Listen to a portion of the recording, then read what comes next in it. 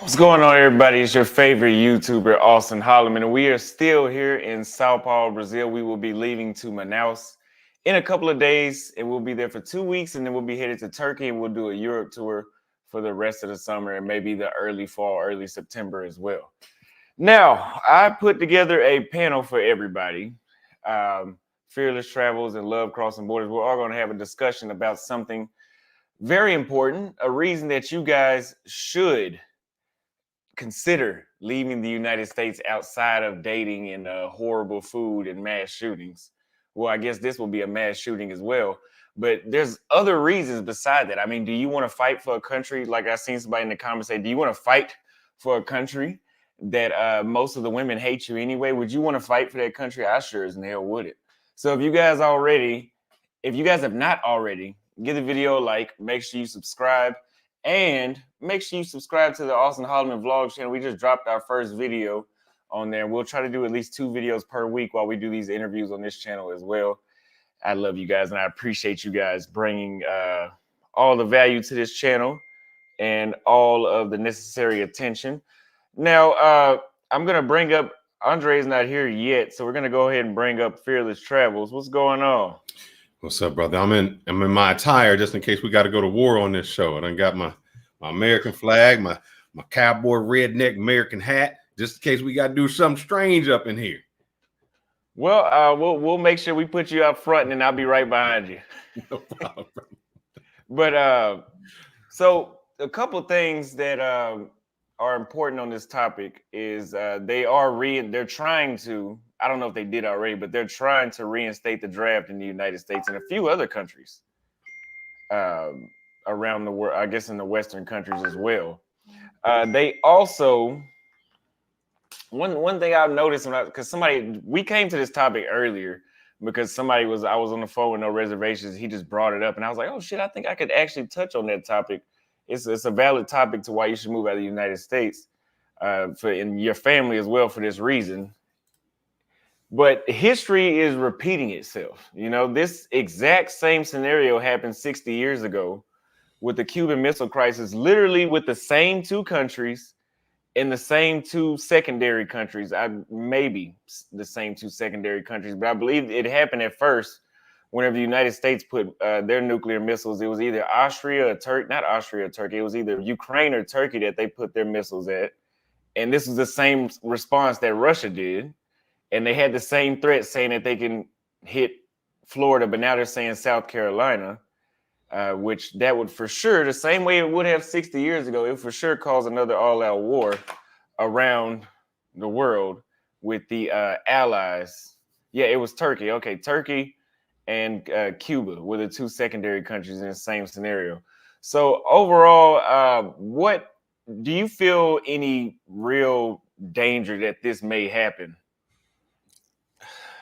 I think a nuclear war, because we have mutual destructive capabilities, is a little far gone. But I know you're talking about Russia. I would fear China more than any of them. Because China goes into Taiwan, and then now we have to make a choice. Do we try to defend Taiwan because we have an interest there, or do we let it go? And if we start to let it go, then that affects the U.S. economy. And as you know, black, white, yellow, the dollar, the green dollar is more important to the United States than anything else.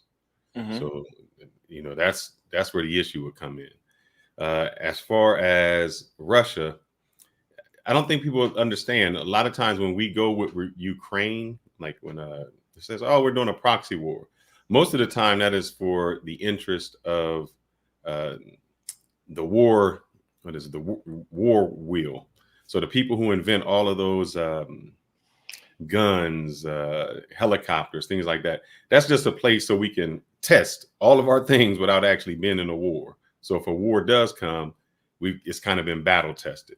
So that's why we do all these proxy wars everywhere, just so we can battle test all of our industrial all over the world. But it's going to be dangerous, because if something does break out, the United States, we are prime. We have a lot of targets that they would want to hit. Absolutely, all over the country and all over the world that would even provoke a war. So, Andre Love Crossing Borders sent 100,000 Colombian pesos for support Black male media. Give, subscribe, and click the like button. Thank you very much for the first super chat of the night. So, yes, if you guys enjoy this content and you find it educational, make sure you support Black male media and hit the Cash App at $ Austin Holloman or a super chat. So, my first question, which most people already know the answer to this, is what are the current geopolitical tensions around the world that could lead to World War III, which I know China and Russia are the main ones, but there's a few of them around the world. Do you know the other countries that could be a problem? So people can. We have Russia. We have, if there goes something in India and Pakistan, because they both have nuclear weapons. Right now, it seems that we have to defend, whatever reason, we always in the Middle East. So we feel we have to defend Israel. So all the other Muslim countries around that area, they're not perspective of that. So Iran, Iraq, Saudi Arabia, Turkey, we just kind of mingle in everyone else's business, and that puts us at a detriment. Now, I know there's a lot of guys that like to go to the Philippines, but I don't even think the Philippines would be a safe place because the Chinese that's a place that the Japanese even attacked the Philippines during World War II. So that's always going to be an easy target for the Asian theater of war. I looked up some destinations that would go. So Fiji, Iceland, New Zealand, Australia. A good place to be would be in Central Africa. Also where you're at in Brazil and Argentina. And that's because they still are a cash crop. They do a lot of their crops. The other places are near water. So, if anything goes wrong, you always have to have a water source and a shelter source. And then they're away from most of the destruction that would happen. So, if you're in Brazil and they get in the United States, you may get adrift, but you're away from any internal conflict.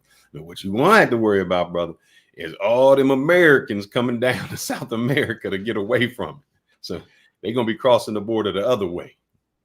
Yeah, I think Paraguay and Uruguay are very safe places to be as well, because most people don't even know what those places are, and nor I think they'd be more neutral than they would be on either side. Even though Paraguay and I don't know about Uruguay, but I know Paraguay is like pro-American, but I don't think that they're like an for war times that pro-American, like an ally. So how significant do you think the act of Russia putting nuclear submarines in Cuba? Like how dangerous do you think that is on a world scale right now? Yeah, we're not going to have it. We don't want anybody that close to us. And that was the issue before. So the reason Russia is doing it is because we want to get close. We want to we want Ukraine to become in the United Nations. The reason is if Ukraine is in the United Nations, that means we can set up nuclear things there. And then we're on the border with Russia. So Russia just doesn't want it. They don't want us near their border with any nuclear weapons, which I could understand. And so the closest communist country to the United States would be Cuba. So, and the issue is we don't have a relationship with Cuba. I think Barack Obama tried to start a relationship. I remember when I went there, they were saying that when he was elected, they were really hoping that there was going to be change. When Fidel Castro died, they were like, well, we don't have that dictatorship. We should have change. That didn't take place. I think during that time, you could actually bring back like cigars, liquor. And Trump came in, erased all of that, said, no, we're going back to the way it used to be. So we still have the embargo, which is kind of ridiculous. So where does Cuba get most of their influence? China, Russia, Europe. So that's who they have their alliance to. So they don't have an alliance to us. So technically, it's not safe to travel to Cuba either. At least I wouldn't right now in this time period. No, the thing is, if they launch from Cuba, there's no need to attack Cuba no more. They've already launched, so that's already there. Destroying Cuba would do us no good. If now counter strikes, America's good at some counterintelligence, so. We do some things. So that may be where your issues come in, the counterintelligence there. Okay, so World War I and II were started. World War I was with the what was the Austrian French Duke or whatever his name was, the Austrian Duke. I think it started with assassination. It was an assassination in Austria. Hmm. and from Germany, and then World War II for the United States was the bombing of Pearl Harbor. Do you think with the third round of that, because it looks like it's at some point going to happen in some sort of way, do you think that China or North Korea would do a similar type of invasion on the United States, or at least attempt? North Korea, no, we're too far, and I don't think they had the ballistic missiles to go. So what set, not that I'm a history buff, but what set us apart and what made us a lot better protected in World War II was that, one, we were not in Europe. So that's what, Europe and all of those places, they became affected. That's why Russia, Britain, all of those places were affected. Czechoslovakia, they were all taken over. Our distance really helped us out. So if you remember, and this is the time that Japan didn't have enough fuel to go from Japan all the way to the United States and return. That's why it was a kamikaze mission. So what saves us a lot of times is our distance from Europe and from any of those places, and the fact that we're surrounded by two seas. So we had the Pacific and the Atlantic. So that kind of insulates us. But now with the advent of nuclear weapons, it kind of puts us at anyone can strike out and get us. So the next super chat is from Operation Leenda. He sent $10 for it. It doesn't matter the age; they will go reserves, National Guard, and call back veterans, inactive reserves. If they can't get enough young guys, they will just increase the age limit. Do you think it's really necessary for there to be a draft with all the technology they have, like with all these drones and all this new age stuff they have for war? Why is a draft even considerable at this point? Because it still comes down to people. And the crazy thing is, in China, they got over 1 billion people. So if you killed 1 million people a day for a year, they would still have half their population. Just imagine that. You kill 1 million people a day, every day for 1 year. That's 365 million. They got 1 billion. So they still got enough people to come at you.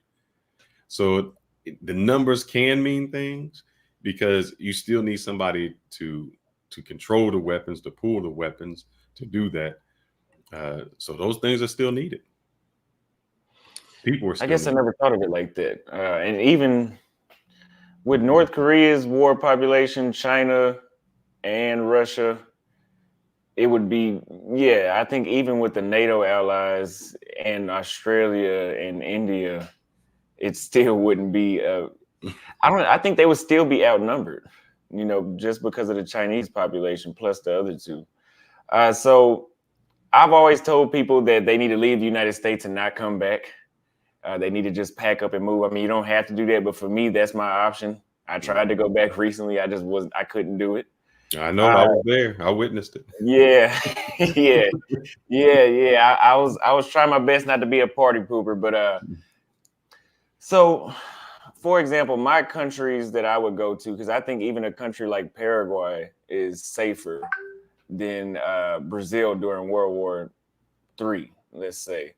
What factors about a country make it safe to reside in during global tensions like that? Geographical location, its remoteness away from a nuclear power. So that the resources. So what type of resources do they have? I think in America, if you look at our structure, we have become urbanized. So if you try to, like, I remember going to like DR and other countries, and you would see like the raw meat. And people are like, we're so used to packaged meat looking so nice. It doesn't even look, if you get a chicken, it doesn't even look like a chicken. You just see the breast, a little bit of wing. So we have gotten so far away from the agriculture part that people just die. They wouldn't die even if they were impacted. If they shut down the stores, just remember with COVID, people was going crazy over the toilet paper and when things were out. When they shut down a store and they don't have the resources, the people in the United States are so far from their farming culture and the agriculture that they couldn't survive. They wouldn't know. Nobody milk cows. We don't know how to do that. Slaughter. We don't know how to do that. I mean, I'm just so happy, I'll show you in a second. My dad just taught me how to hunt. He taught me how to smoke meat. He was from the country. So it's like, hey, you got to learn how to smoke the meat. You got to learn how to kill your meat. You know how to dress it, all of those things. But that is so far especially in Black America. Man, we don't have that. I mean, let me see if I can grab this. This is one of my trophy books. This is one of my trophies I got. And I only say that because when I say I hunt, Black Americans don't like hunt. What do you mean you hunt? We would be at a whole disadvantage, man. We don't know how to do any of those things. Plant seeds. Yeah. We don't have any even gardens anymore. So when you go to countries like Colombia, DR, there, it always seems like to me they're one generation outside of the campo. So they always say, "Oh, I got family in the campo." You know, I know I go to DR and you see they call it chivo. You know, it'd be a goat tied up to a tree. You're like, man, that's kind of cruel. They'd be like, hey, that's dinner tonight. So they know that they take it straight from that tree. They kill it, slaughter, get it ready for you. We are so distant from that, man. We don't understand that. We have no survival techniques. If we lose electricity, we lose grocery shopping. We don't have access to fuel. We stuck. Andre, how you doing, brother? I see he's joined. I think, is he there? He's frozen. Yeah, I think his internet might be a little slow. I was going to ask him the next question since he's the official expat, because I've been outside the United States, but I haven't been residing in one place like he has.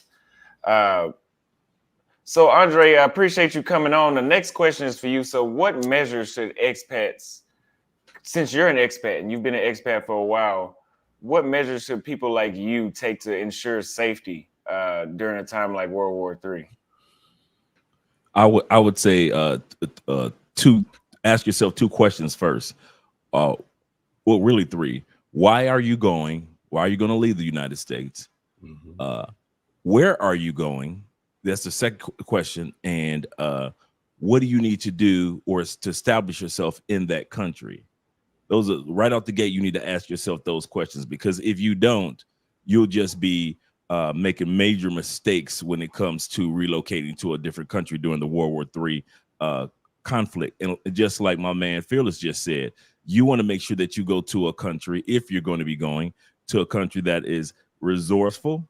For example, one of the things I enjoy about South America, most of South America is self-sufficient. If it was cut off from the rest of the world, Brazil could still be mainly Brazil. Paraguay can still take care of itself as a cattle and ranch area of the continent. So can Argentina. Chile is still self-sufficient. The Chileans and Ecuadorians, Colombians, we're sitting on the oil, as well as Venezuela is sitting on the oil, as well as the oil in Suriname and Guyana. So this continent is self-sufficient for the most part. That's why after World War II, many of the Nazis came over to South America, because they knew that if anything happened, if they were pushed up against a wall, which they were, many of the soldiers, if you're going to a country, you have nothing except the boots on your feet, you can make it. And that's South America. And that's why they chose South America as the continent instead of going to other parts of Europe or going to Australia or New Zealand. They realized that there's a whole continent that's self-sufficient. So that's one of the major reasons why I chose this country, because I knew that it was self-sufficient. If anything ever happened, this country, as well as the rest of these other 11 countries in South America, could take care of themselves. So do you believe that countries with strong civil defense systems provide a safer environment during a conflict? No. Why is that? No, because if it's going to go that route, a lot of times, as you guys will know, the way that the world is set up right now, many of the attacks are going to happen from within. They're going to be the for example, let's just talk about our home America, for example. It's not going to be a plane or a missile coming from the outside. A lot of it is going to be panic. That's going to destroy America, just like during COVID, or just like in Florida during hurricane season. Second thing that's going to destroy America, all the anti-American groups that are already in the United States that have been waiting for an opportunity like this. So a lot of attacks on America is not going to come from the outside. It's just groups that are already established on the inside from in various different states and various different locations. They're going to cause America to fall into the place that is going to fall off into. The next thing is when we sit back and we often think of that, okay, if we get our military strong enough, but most of us already know that in World War III, the number one attack is going to be cyber. Yeah. We're going to shut your banks down. We're going to shut down your water system.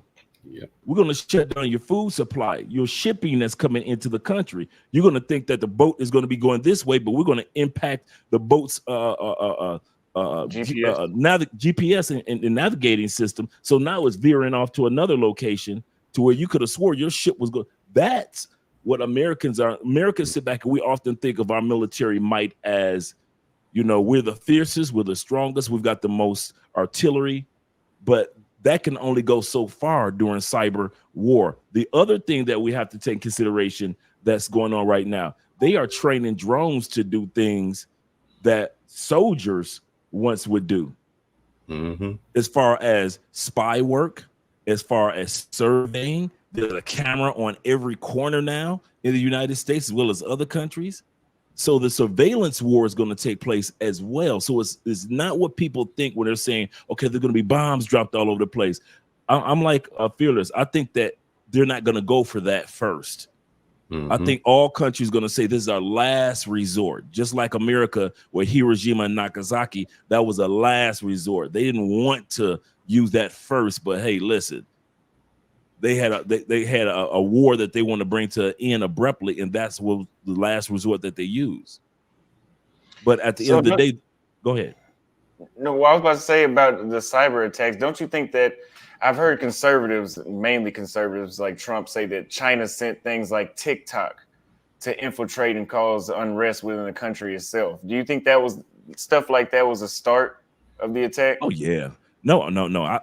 I really believe it, when you said the start, I think it's part of the attack. But I think that the propaganda game has been going on for years, all the way back to World War I and World War II, before the book Propaganda came out, to how to program the everyday citizen in a particular country. Yeah. So we're fast forward 80, 90, 100 years almost. You get a chance to see that it still works, propaganda. Like we've already proven that the Russians had been involved by way of cyber involved in our 2016 election. We already proved that. And so if they can impact our election, what more could they impact? Just like if you go to TikTok, the same TikTok in China, they're showing their kids winning awards and education and how to start businesses. But then when you come to our TikTok, the exact same company, it's showing you how to do the latest dances. So they don't have to come at you to attack. Sometimes all they have to do is just keep information from you, keep you from believing in yourself as a country, like they do with their own version of TikTok. And imagine this, Austin, just the propaganda. United States is great for diversity, except when that diversity doesn't work. So when they start sending things that say the blacks this, the Mexicans this, the whites this, we already in a boiling point where we distrust each other. Now all you need to do is fuel the flame. You fuel that flame and you keep doing it, they can destroy us from within before they got to get us without. Yeah, easy. I mean, the same thing happened during the pandemic. It was a mini version of what could happen in the world during World War III. Exactly. Most of American states, all 50 states, were in a panic. One didn't know what to shut down, or the other one didn't know to stay open. You had governors versus governors. Remember, Trump was going against and had an ongoing battle with the female governor of Michigan. You didn't have enough. New York didn't have enough medical machines to keep people alive. I forget what the name of the machine is, but to keep people alive. But then you had states that didn't even need the machines, that were hoarding them and keeping New Yorkers as well as people in LA from having these machines and keeping people alive. So, like I said, it's not going to be we need to drop something on America. All we have to do is convince Americans to destroy each other like they did during the pandemic. You guys. The reason why America had so many, actually led the way when it came to the amount of deaths that we had, because we had mass confusion going on for months. We didn't know who to trust. We got a president that's telling us all you got to do is drink clear a cleaning solution and you get rid of COVID. At the same time, they're telling us you're locked in your houses, but yet many people couldn't even work in their homes because I'm a plumber. How am I still locked in my house? I don't work online. And so it was such a panic. People panicking over food. They're panicking over toilet paper. Out of all things, the last thing I would be thinking about is toilet paper. Exactly. And milk. Exactly. And all these other things. So it's easy to see the results of propaganda once you put Americans in all 50. We're the states of America. It's been a long time since we've been united. Wow. That's a good line. I'm gonna remember that one for sure. It's true. So what are the risks associated with military drafts during times of global conflict for somebody like me? Obviously, I would be at risk of being drafted. How would that process go, you think? Let me ask you, Austin, you shoot guns, you've been in survival, you know how to start a fire, you've been able to eat out of packs. Those are things that most of today's, back in the 1950s, they used to have the Boy Scouts and they used to go out and they used to survey the land. You go to a farm, with my family every summer, they dropped you off on the farm and that's just what you did for the summer. You learned how to do it. Mm-hmm. Have you been any of that? Shooting a gun, any survival techniques? So they're going to try to teach you in 6 weeks what somebody else learned their entire life. They've been doing all their life. That's where the issue comes in. And one, you're going to be like, man, I don't know how to do this. I don't want to be the worst soldier is the one who doesn't want to be a soldier, who doesn't want to be on the front line. Mm-hmm. And that'll be someone like you where you're like, man, I didn't volunteer for this. This isn't what I want to do. So for someone like you in this new generation, it's going to be very difficult to make that adjustment. I think drafting itself, the modern day man, remember during the time period of the World War I, World War II drafts, Americans were extremely patriotic. I'm giving my life for my country. During 9/11, Americans were extremely patriotic because it happened on our own soil. Let's protect our land. But when you're telling American young men who know nothing about the country that you're sending them to in this day and age of technology, of this age of where men and women are saying, you can't call me male or female, call me they or them or us or him, it's going to be hard to even convince those that will say, I would rather do the 2 years in jail. Yeah. I would rather, back in the day, they didn't feel like they were weighing their options because it was patriotic during World War I and World War II. But right now, if a young man like yourself, Austin, and they said you got a choice, go to war, and you don't know nothing about being a soldier, you didn't ask to be a soldier, and you may potentially lose your life up in the hundreds of thousands, or go to jail for 3 years. There are going to be a lot of young men saying, yeah, I'll take that bit. I've been doing illegal stuff anyway. I'm used to going to jail. And they will go to jail instead of going off to war. So there are going to be a lot of drafters that are going to buck the system. The second thing that's going to make a lot of guys going to buck the system of the draft, because women sat back and said that they want equal rights. Now it's time to go out there and have an equal fight. Women want to run and say, I want to be in the military. Well, let's see how much you want to be in the military. Not just a couple hundred of y'all, but some real, before it was unheard of having a massive amount of women in the military and trained for battle. Now women have fought for these equal rights. Let's see how equal you want to take it. So this is another thing that's going to come down the turnpike, and it may end up being in the Supreme Court. There's so much that's going to take place in the United States if there's a World War I or World War II, World War III breaking out, and they have to. I don't think there'll be feminism, brother. There will be no more feminism if a war breaks out. No, and the reason I say that is, I found that out at Walmart during COVID. They had brought a pallet of some things out, and there were some women there, and I guess the guys just said, "Man, take it. I'm taking mine. What you gonna take it from me?"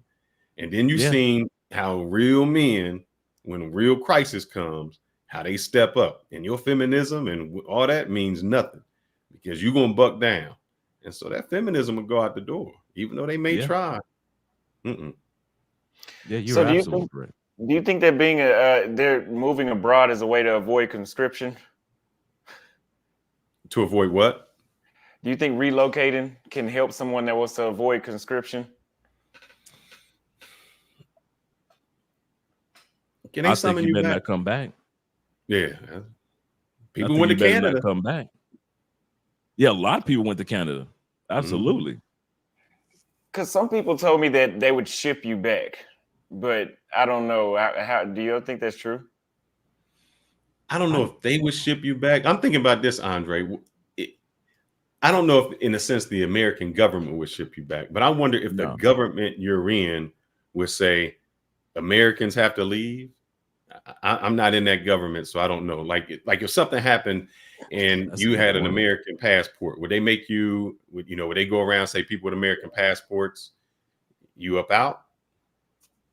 Because at the end of the day, we only have enough natural resources for those that are naturally born here. So therefore, that's what the narrative might be for certain countries. We only have enough natural resources for those who are naturally born here. You may have to leave Ecuador, sir, if you're foreigners. All foreigners are needed, and it has happened during coups in Africa, to where something has been some countries have been taken over, and they were like, all foreigners, you have 24 hours to get up out of here, or we coming for you. And so now you got to get on the plane. That's where, when people laugh and mock at me and others for looking at the value of a second passport or second citizenship, it's funny where you're at home where you're still sipping lemonade and tea. It's cool. But when the pandemic broke out and you guys were stuck in the United States, everybody else in the world were already on shutdown. We had less body counts of individuals in the hospital or deceased. And you sit back in Americans, one state is shut down, another state isn't, and everybody's in panic. And you're like, man, I am not trying to live in that environment. So if you had a chance with a second passport to go to Paraguay or Uruguay during the pandemic, it might be a little quieter, but you knew that if anything broke out, 9 times out of 10, it wouldn't happen in that region. And right now, you also have to take consideration the beauty of, in South America, there aren't any countries at war with each other in South America. For years, the closest that you have right now in South America is Venezuela trying to take some of the land from Guyana, because Guyana has been discovered, over the last 5 years, all the oil that's off the coast of Guyana. And so Venezuela is trying to take some of that land, but America has planes out there. Parts of Europe have military out there, and Brazil already have their military blocking the one area, the one part of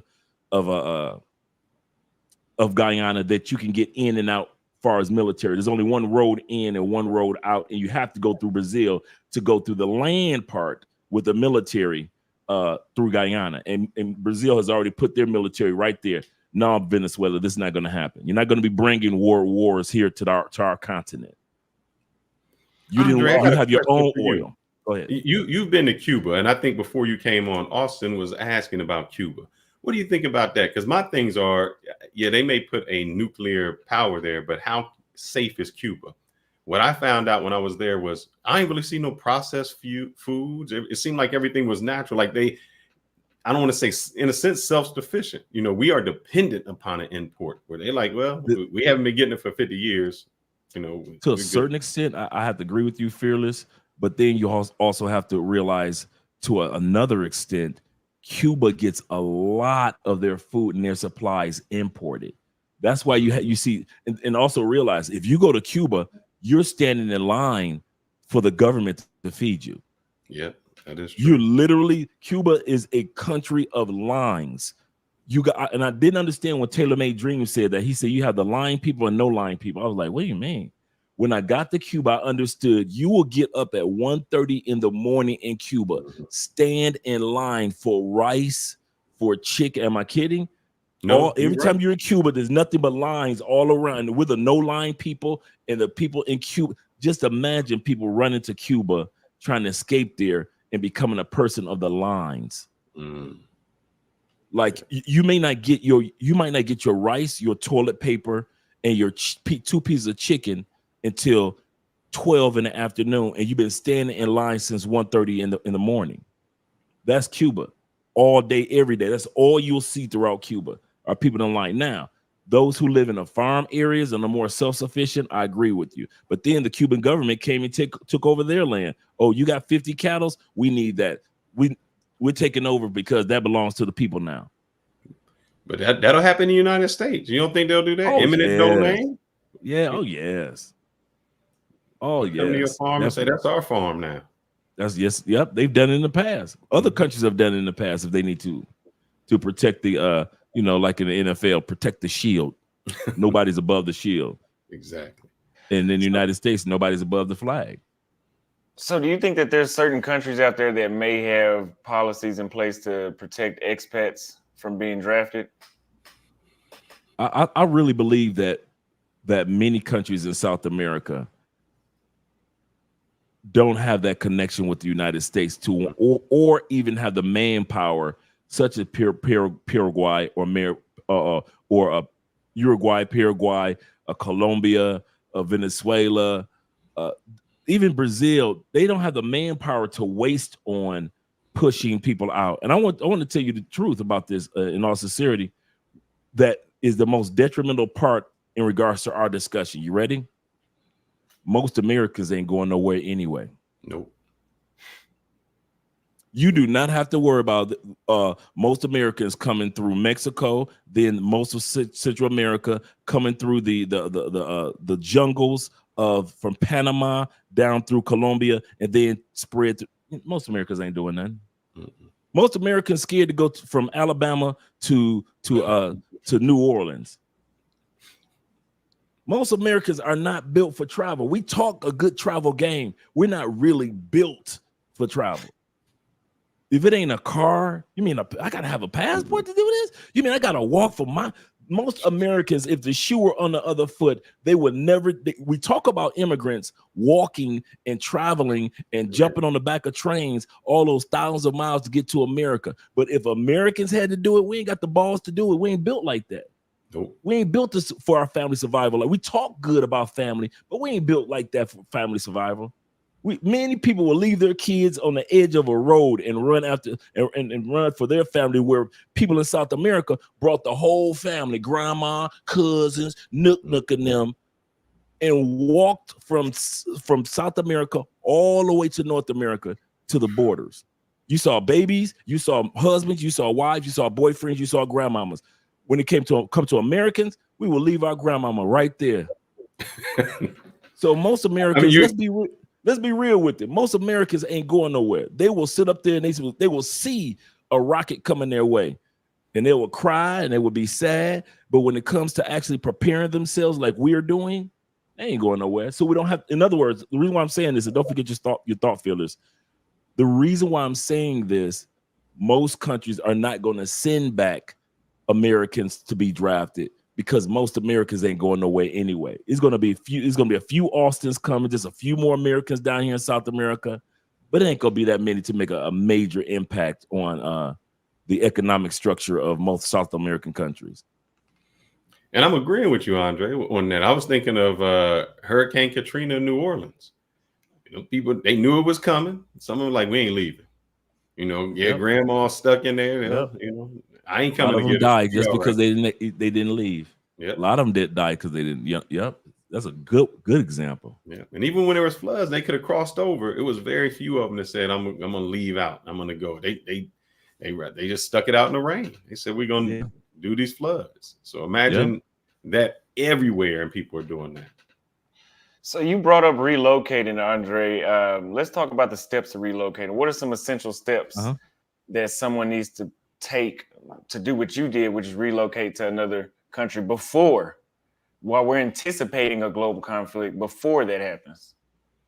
One thing that first thing I did, and Fearless can attest to this because he probably did the same thing, mentally as well as taking the steps, I made America my second home.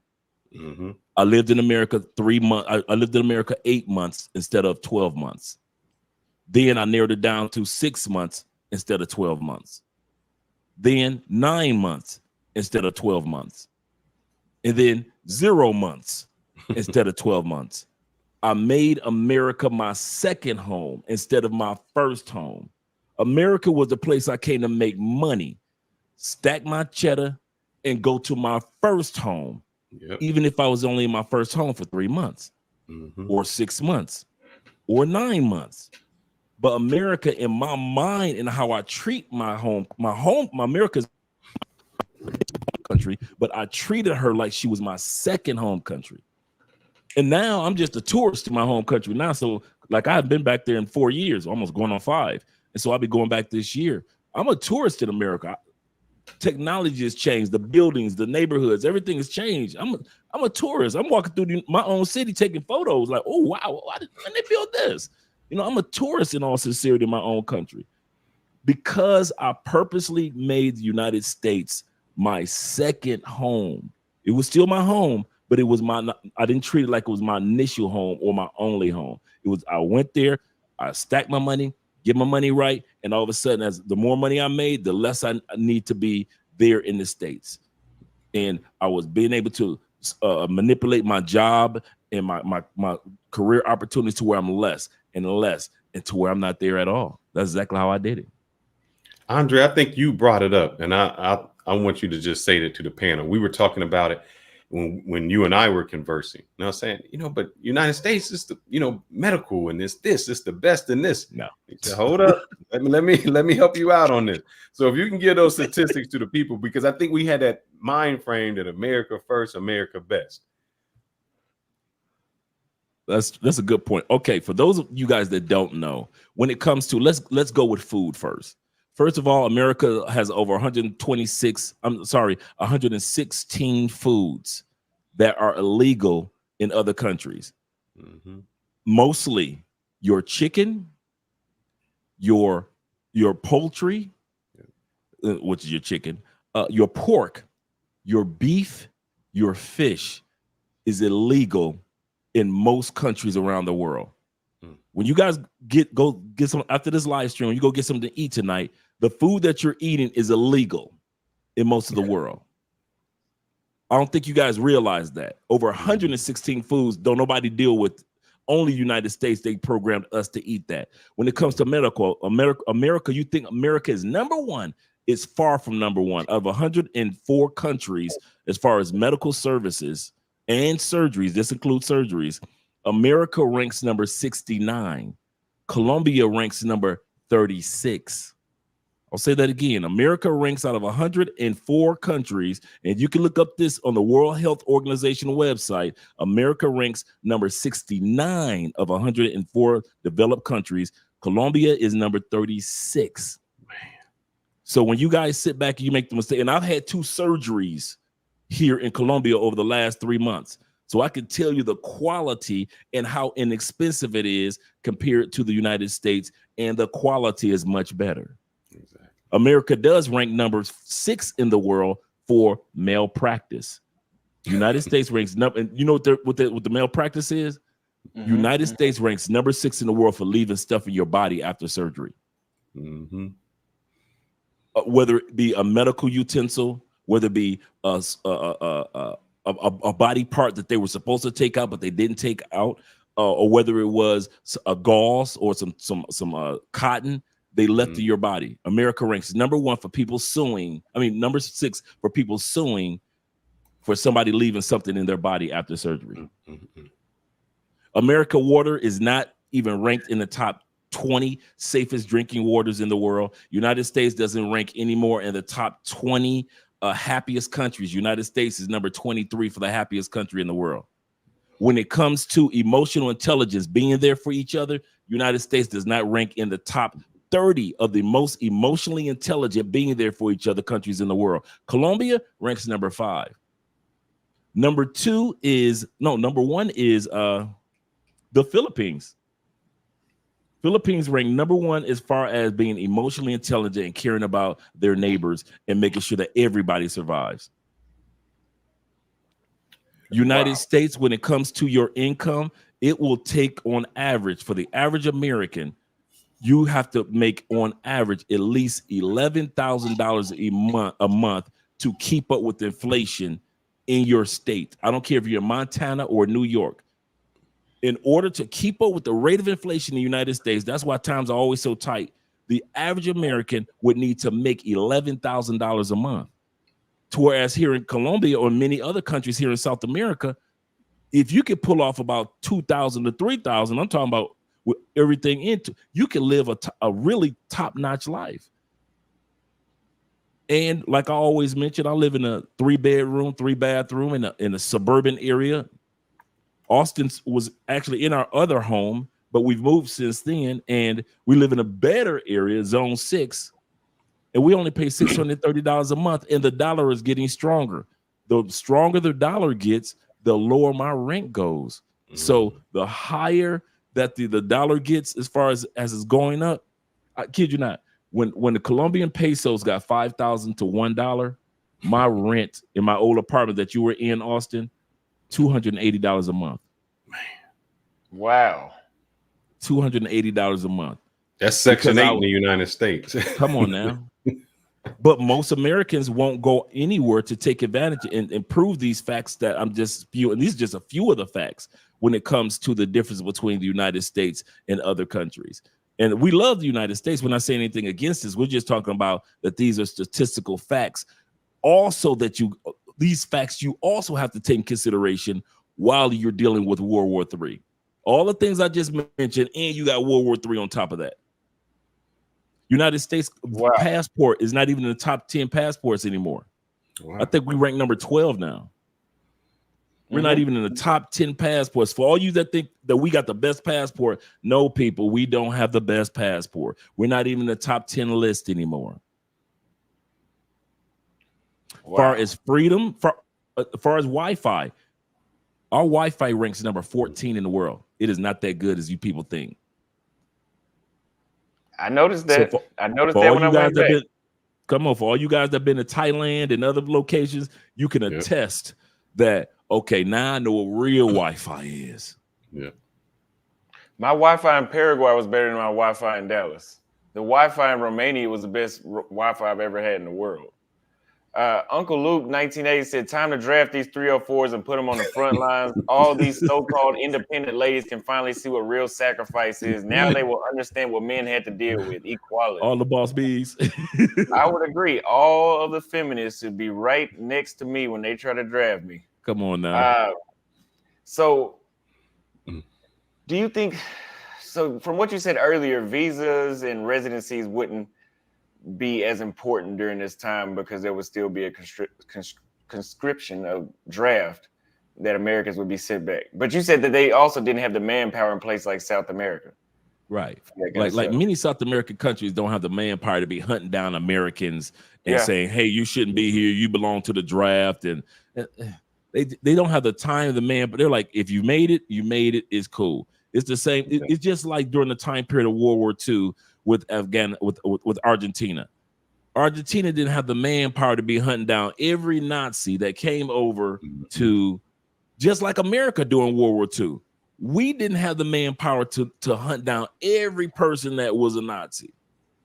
There are plenty of people that are Nazi descent in the United States. Take it from me. I've actually talked to one guy, he was an older guy, that he was his uncle, no, his dad was one of Hitler's right-hand dudes. He was an older dude. And he said, I was a little kid and Hitler used to give me chocolates. He said, that's all I remember of Hitler. He said, I remember he used to put me on his lap and he used to always give me chocolates. I remember chocolates during World War II were basically banned. So to be able to get any form of chocolate is like a luxury. And he said, you know, and you could tell the awe. The kind of weird part was, even though he was a little kid at the time period, as an older man, he still had an awe for that era of, you know, Hitler wasn't Hitler to him. It was Uncle Hitler type of mindset. You know, he was still programmed with that. America didn't have time. I met the dude in America. America didn't have time to hunt down people like this guy everywhere. So if America didn't have the manpower, I said mind power, but the manpower after or during World War II to hunt down everybody that was Nazi descent. South America and other countries definitely are going to waste their manpower on trying to find out what American is escaping the draft. That's like Cuba sitting back and looking at Americans who had warrants in the 60s and 70s during the civil rights movement and sending them, see what I'm saying? And sending them back. Wait a minute. Aren't you Stokely Carmichael? You need to go back to the state. Nobody did that. Aren't you Alice Walker?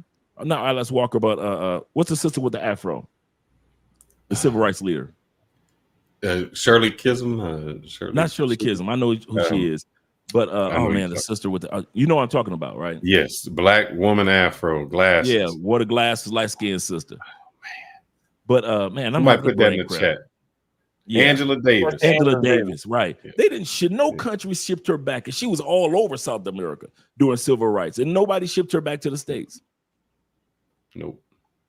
Wow. Yeah. I think those treaties aren't as common as people think. So I haven't left the United States yet, per se.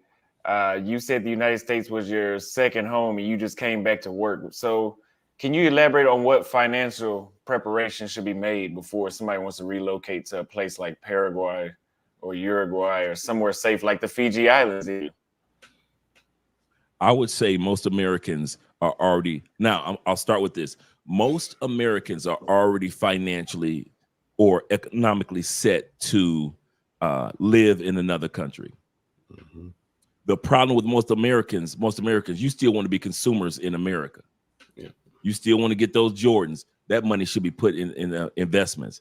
I remember when I first grabbed the LeBrons when they first came down, they were $300. I purposely put that $300 in investments.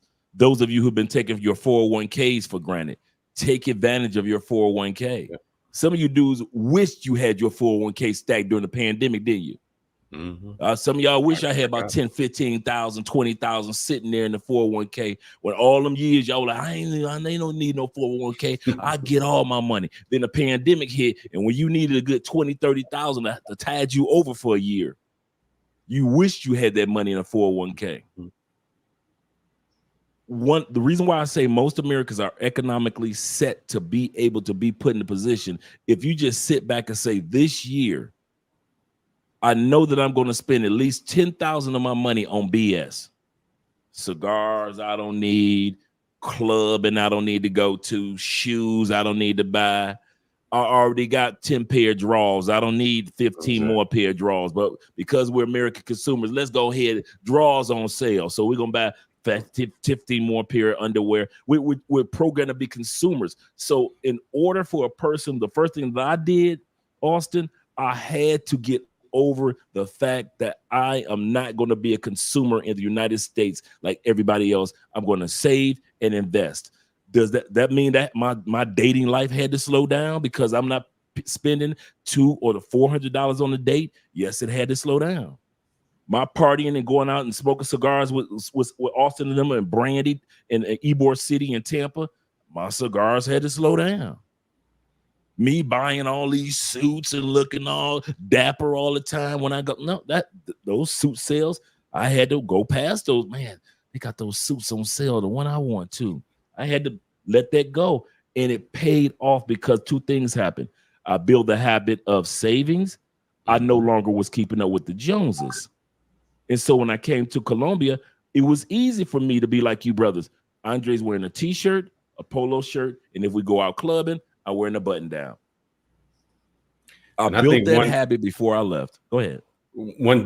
I think one thing you need to bring up, and I think we touched on it yesterday, was you got your residency. So that means you have your bank account.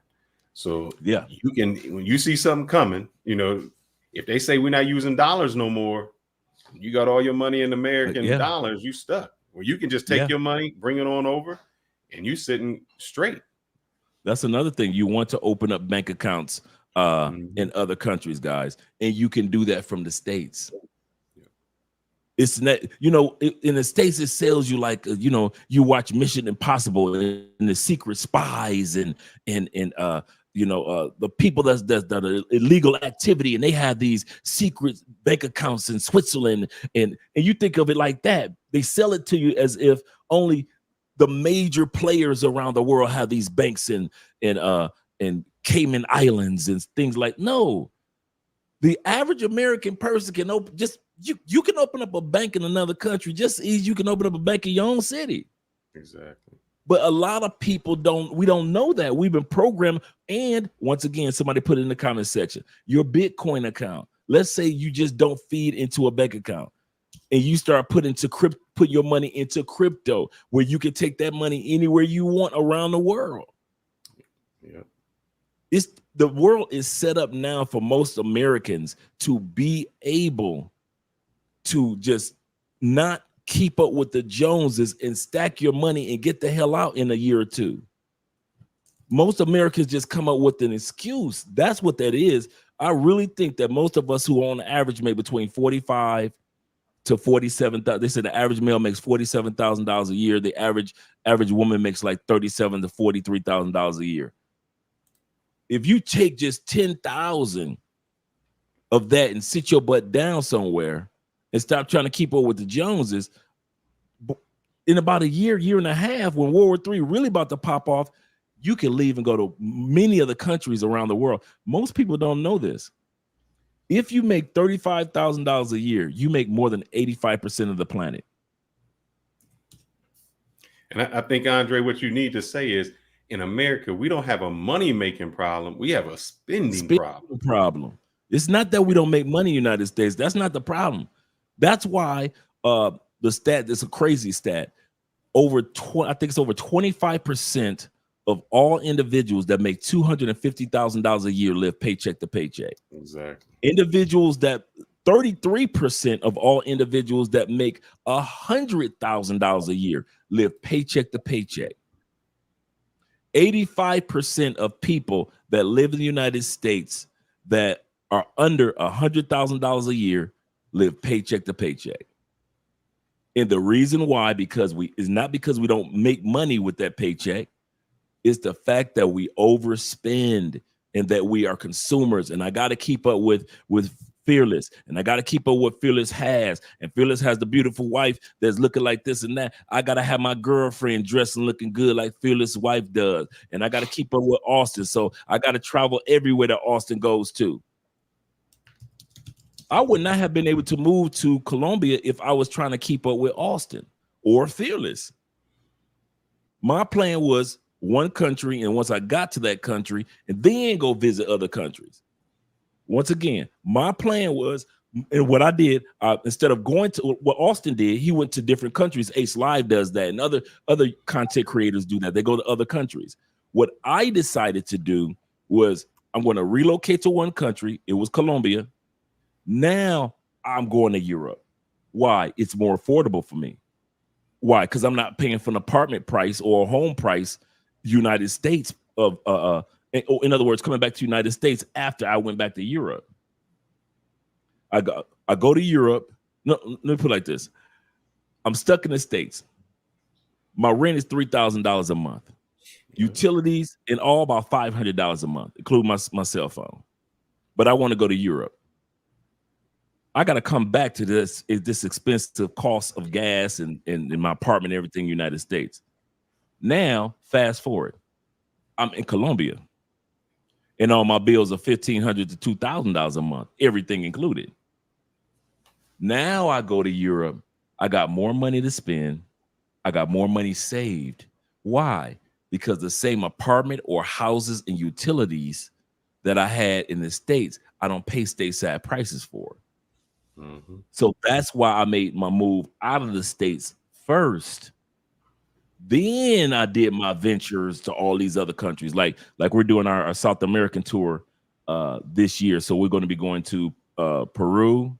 We're going to be going to Argentina. And then we're going to fly to Brazil this year. So that's what our plan is. But last year we did Europe. And then before we did Central America. And then we did, we also did Cuba. And so it's more economically feasible to move first. And then, get, like I always say, get yourself a bat cave, Move first to a location that's more feasibly affordable, then go on all these adventures. But trying to live in the States with the stateside prices and try to keep up with Austin's travels, or live in the States and trying to keep up with I'm looking over the yard at what Fearless has, and I'm going to buy one of those. Man, y'all ain't gonna never get out the States. You will never Austin, get out the States. Somebody else. No, I think it's some advice, and I heard you say it before, Austin. It may be difficult for you to do, but I think my man Andre gave up some cigars, and you said you did everything just by giving up that one thing. Am I right? Yep, I think I mentioned this to Austin too. When I for the panel, when I first moved to Colombia, the apartment was offered, and the apartment was $320 a month, and it had all utilities, security. I mean, Austin been into my neighborhood, really nice, quiet neighborhood here in Colombia, but I didn't plan on move for about a year, so I had a choice. And she said, Andre, and even Andrea told me, she said, Andre, to get this type of apartment in this neighborhood with the 12-foot vaulted ceilings and the island stove and all that stuff, that Andre, this apartment is going to be gone in a few days. And Andre looked at me, and I looked at her, and I said, is she right? Andre said, yeah. At that time period, I was every weekend I'm going out for brandies and cigars, and that was my thing on the weekends, right? I said, well, $300-something a month, that's really my brandy and cigar money anyway. So what I did, true story, Ybor City, one of the capitals of cigar making in Colombia, a lot of Cubans, when they left Cuba, they came to Tampa, and outside of Tampa is a little small area called Ybor, and they opened up factories, cigar factories throughout Ybor, so Americans can get Cuban-made cigars from actual Cubans that were making cigars in their home country, and they went to Tampa instead of just staying in Miami, and they opened up these companies. And so you could get cigars from Cubans, and they still roll them right there in Ybor City. All I did was, true story, in my cigar and brandy habit while in the States, and I could afford that apartment. Even though I wasn't living there full time. Remember I said, make America your second home? Mm-hmm. Slowly but surely, okay, I signed a lease, got my apartment. Now I got money to start furnishing that apartment. So now I got the big bed and this and that, and I'm getting the desks and so forth. This is long before YouTube. I'm just trying to prepare myself to work online. I was an academic college recruiter for 20 years. So I'm at the campus doing all this. And so slowly but surely, 6 months in to having my apartment, it's fully furnished. So now I don't have to worry about an Airbnb anymore. I don't have to worry about getting a hotel when I get to Colombia. I got my own place. 6 months after that, on November 2019, November 26th, I moved to Colombia full time. 6 months after that, the pandemic hit. Everybody's stuck in the States, but your boy. Because I was willing to give up cigars and brandy. You see how I did that? Well, I'm not going to be here that much. Why would I get an apartment in another country and I'm only going to be here like 2 times this year? You never know when you need that apartment in another country. How much was your rent again? My rent was only $320. So just that included so that's like all utilities. That's like $3,000 a year. Yeah, I know guys that go out in that 1 month with the hotel, they paying $100 and something or Airbnb, and you go twice. So you went twice and paid more than what you paid in 1 year, and you still you got your place that you can go anytime. And I don't think we think like that. The other thing that I did, Austin, and Fearless, that a lot of people preparing for World War III would do, I use the average American has 10 vacation days a year, right? Most of us have 10 vacation days. I used my vacation days around the holidays. So while you guys are sitting around trying to barbecue some dang pork on Independence Day, I'm in Colombia. Yeah. In other words, this is how I did it, Austin, in all sincerity. If 4th of July was on a Wednesday, I would use 2 of my 10 vacation days, Thursday, Friday. So I'm flying out of work Tuesday night. I land in Colombia Tuesday night. 4th of July in the United States is an automatic vacation day, so I ain't got to worry about that. Thursday, I used one of my vacation days. Friday was one of my vacation days. Saturday was my automatically day off. I'm flying back Sunday night. Just because of 4th of July. Yeah. Let it be Thanksgiving, Austin. Oh, yeah. You get Friday off for Thanksgiving and you get Thursday off. So I'm using 2 more vacation days. So I'm flying out Monday night. Vacation day, Tuesday. Vacation day, Wednesday. Yeah. Thanksgiving, Thursday. Black Friday is a day off, Friday. My regular day off was Saturday. I'm flying back Sunday night.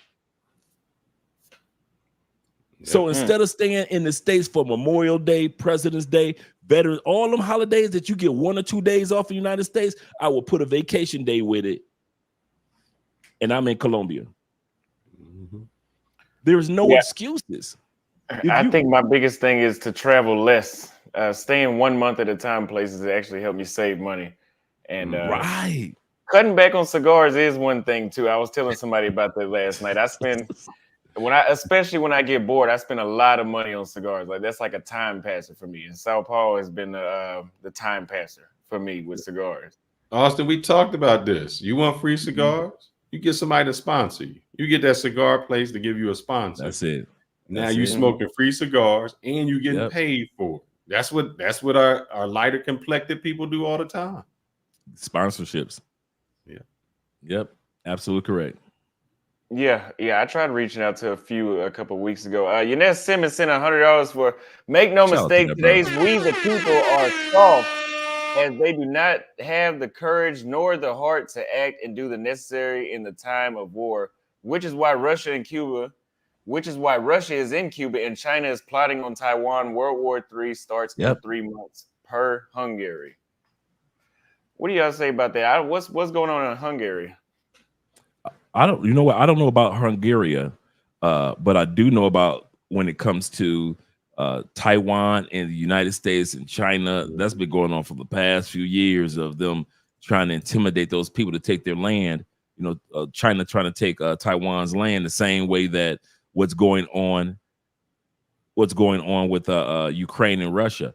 But here's the kicker for World War III that a lot of people don't understand. The major wars when it comes to infantry is not going to happen in the larger countries. I'll say this again. The larger countries, China, United States, Russia, and other larger, NATO-ish countries, they're not the ones that the war is going to go on. World War III is going to be funded by the larger countries to be able to have the pool that they need from these smaller countries, such as the United States and Israel, the United States and how we did what was that? It wasn't Saudi Arabia. It was Syria and Kuwait. Yep. In Kuwait, we were funding countries over there. We're funding Ukraine. It's not the big countries, and look, who's China funding? Many countries in Africa. Oh, yeah. Yeah. You see what I'm saying? It's not the big countries. This World War III is not going to be Poland versus Germany versus France. No. It's going to be smaller countries going at each other that are funded by the larger countries. And that's why we're seeing Taiwan versus China, and America is backing them. That's why you see here in South America when Venezuela is trying to take the oil from little Guyana, who's coming to their side? America. Why? Because America knows, listen, there's a lot of oil in Guyana, and we want that oil. So we're going to protect them from Venezuela. We're going to fund their military. Yep. That's how it's going to work. How you would look at it, Austin, is this. You know, it's the neighborhood fight, and we don't want to fight because we the big brother. You know, you say I'm too big. I'm gonna send my other little crew out there. Send a little crew out there. Yeah. And so if we want to take somebody, what we do is just take all their resources. Taiwan has the semiconductors. Africa has a lot of natural resources. So if you can take the semiconductors from Taiwan, you never have to touch the United States. You hit them where it hurts. The resources, if China gets all the resources, the lithium, all those things that make phones and the batteries, they beat us without ever touching us. Without pressing. The other thing that a lot of people don't know when it comes to the nuclear weapons, two things. The first thing is when it comes to firing off nuclear weapons, there are people that are trained to put the keys in. It's not like in a movie where the president turns the key. It's not like that. It's actually, I watched a guy that actually that was his job. He says we're 30,000 feet, not 30,000 feet. I think he said 300 feet underground. He said, he said, the one guy is over there, I'm over here, so nobody can take each other's key. He said, we have to put it in simultaneously and twist simultaneously. If one person put their key in, you can't just twist it by yourself. He said, we have these locations all over the United States. He said, and we both put our key in. He said, this is how the drill works too. He said, we both are trained to put our key in and you twist at the same time. And he said, the crazy part is that the practice drills, you don't know if it's real or fake. Exactly. He said that if you see the buzzer go off and it tells you put the key in, you are mentally programmed to twist, and you don't know what's going on in the real world because you're underground. And if you don't twist, you're fired. They're gonna get somebody else to turn the key. Yep. That's how it works. The next thing is when it comes to, which I found out last year, when it comes to the movement of nuclear weapons, all countries with nuclear weapons, according to which is a agreement that they all have, which most of us don't know about, have to send a almost like a message to all the other countries. We're moving this particular one bomb 3 blocks down. We're taking this particular artillery or material and we're moving it 15 to another city. They have to tell each other where all the nuclear weapons are being moved at one point in time or another in the world. It's crazy how that works, man. It's almost like its own little world of nuclear weapons in the world that most of us know nothing about. I found out about that about a year ago, that if a nuclear weapon is moved in the United States, Russia does get an email that, yes, we're moving a weapon from the state of Georgia to Denver, Colorado, or something like that. If they move their weapons, they have to tell us where they move their particular weapon to. Wow, I never knew that. Yeah. So in the world today, says Saudi Arabia ended its 50-year deal to sell oil in U.S. dollars. The news was mum. America is no match for Russia and China's hypersonic missile technology. The U.S. is struggling to manufacture artillery as well. But the one thing about the United States is like this. United States will continue to strive even if it's not number one. We'll have problems with the United States if it drops past number 3.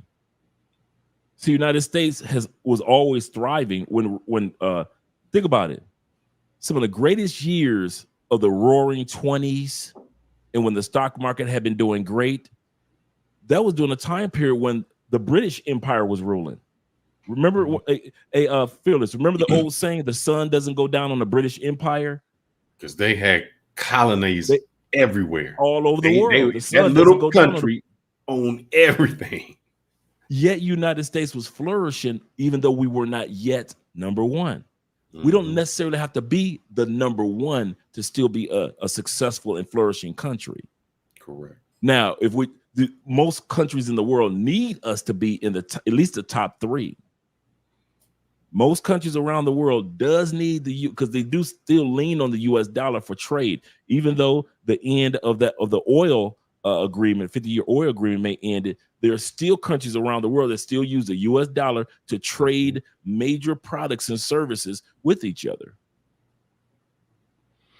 So I have two more super chats, and I'm gonna get to the next question. Uncle Luke says right now Russia is tightening up its alliance with North Korea, and Eunice Simmons says Hungary's prime minister snitched that NATO is going to start World War III in 3 months after refusing to be part of it when the idea was brought to them. Oh, okay. I didn't hear about that. So Look that to up. follow behind that, what are some key indicators that y'all think could start World War III? Just like I said, the Archduke was assassinated during World War One, and the invasion of Poland and the bombing of Pearl Harbor started World War II. What could start World War III? I doubt it'll start with some nuclear missiles coming from Cuba, because that sounds like that'd be the start and the finish. Right. I'm gonna piggyback and say what the U.S. government said the biggest threat was, and it seems crazy because I was like, now everybody says that, but climate change. The reason is water. When the countries run out of water and there's a desert and they can't get it and there's a drought, starving people will do a lot of things to obtain that, and you can't keep them out. So that's one thing. The resources. When you run out of resources, people go to war over resources. Mm-hmm. That's true. That's true, especially in countries where they don't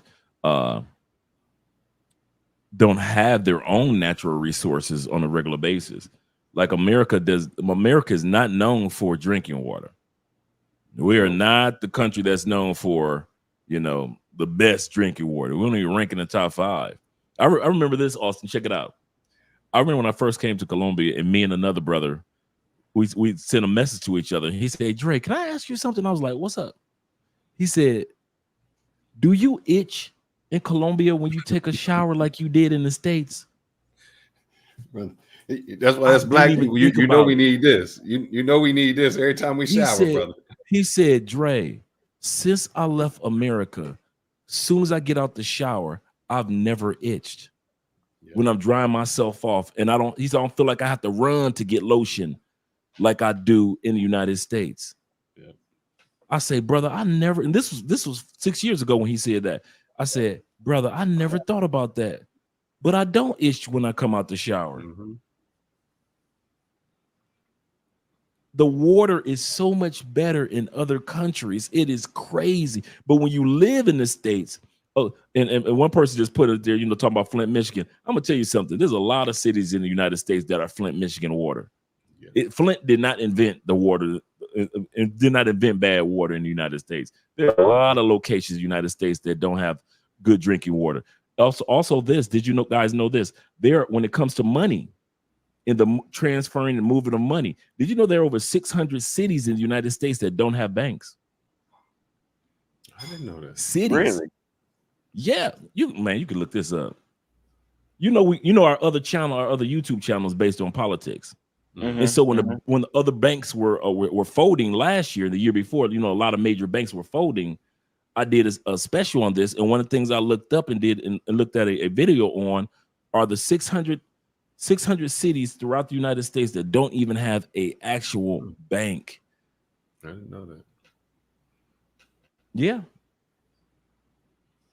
It's crazy how the things that we kind of like drive past or don't take consideration because we have a bank in our city and we're so used to going to our ATMs and things like that. And a lot of cities don't have those.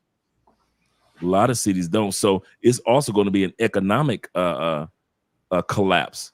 I really believe, like our brother was saying, when it comes to the natural resources because of climate change, and I also believe that it's going to be cyber. And the third is already taking place. Me personally, I already believe that World War III has already started because of what I mentioned before, major countries supplying smaller countries, and that's starting to become the norm. Remember World War II, smaller countries was every man for himself. Poland versus Germany versus. And it only slowed down. The war came to an end, not because of all the small countries that were attacking each other, but because the big boys, London, Russia, the United States got involved and snapped their fingers. And the War II came to an end. So it is again. It's going to be smaller countries attacking smaller countries.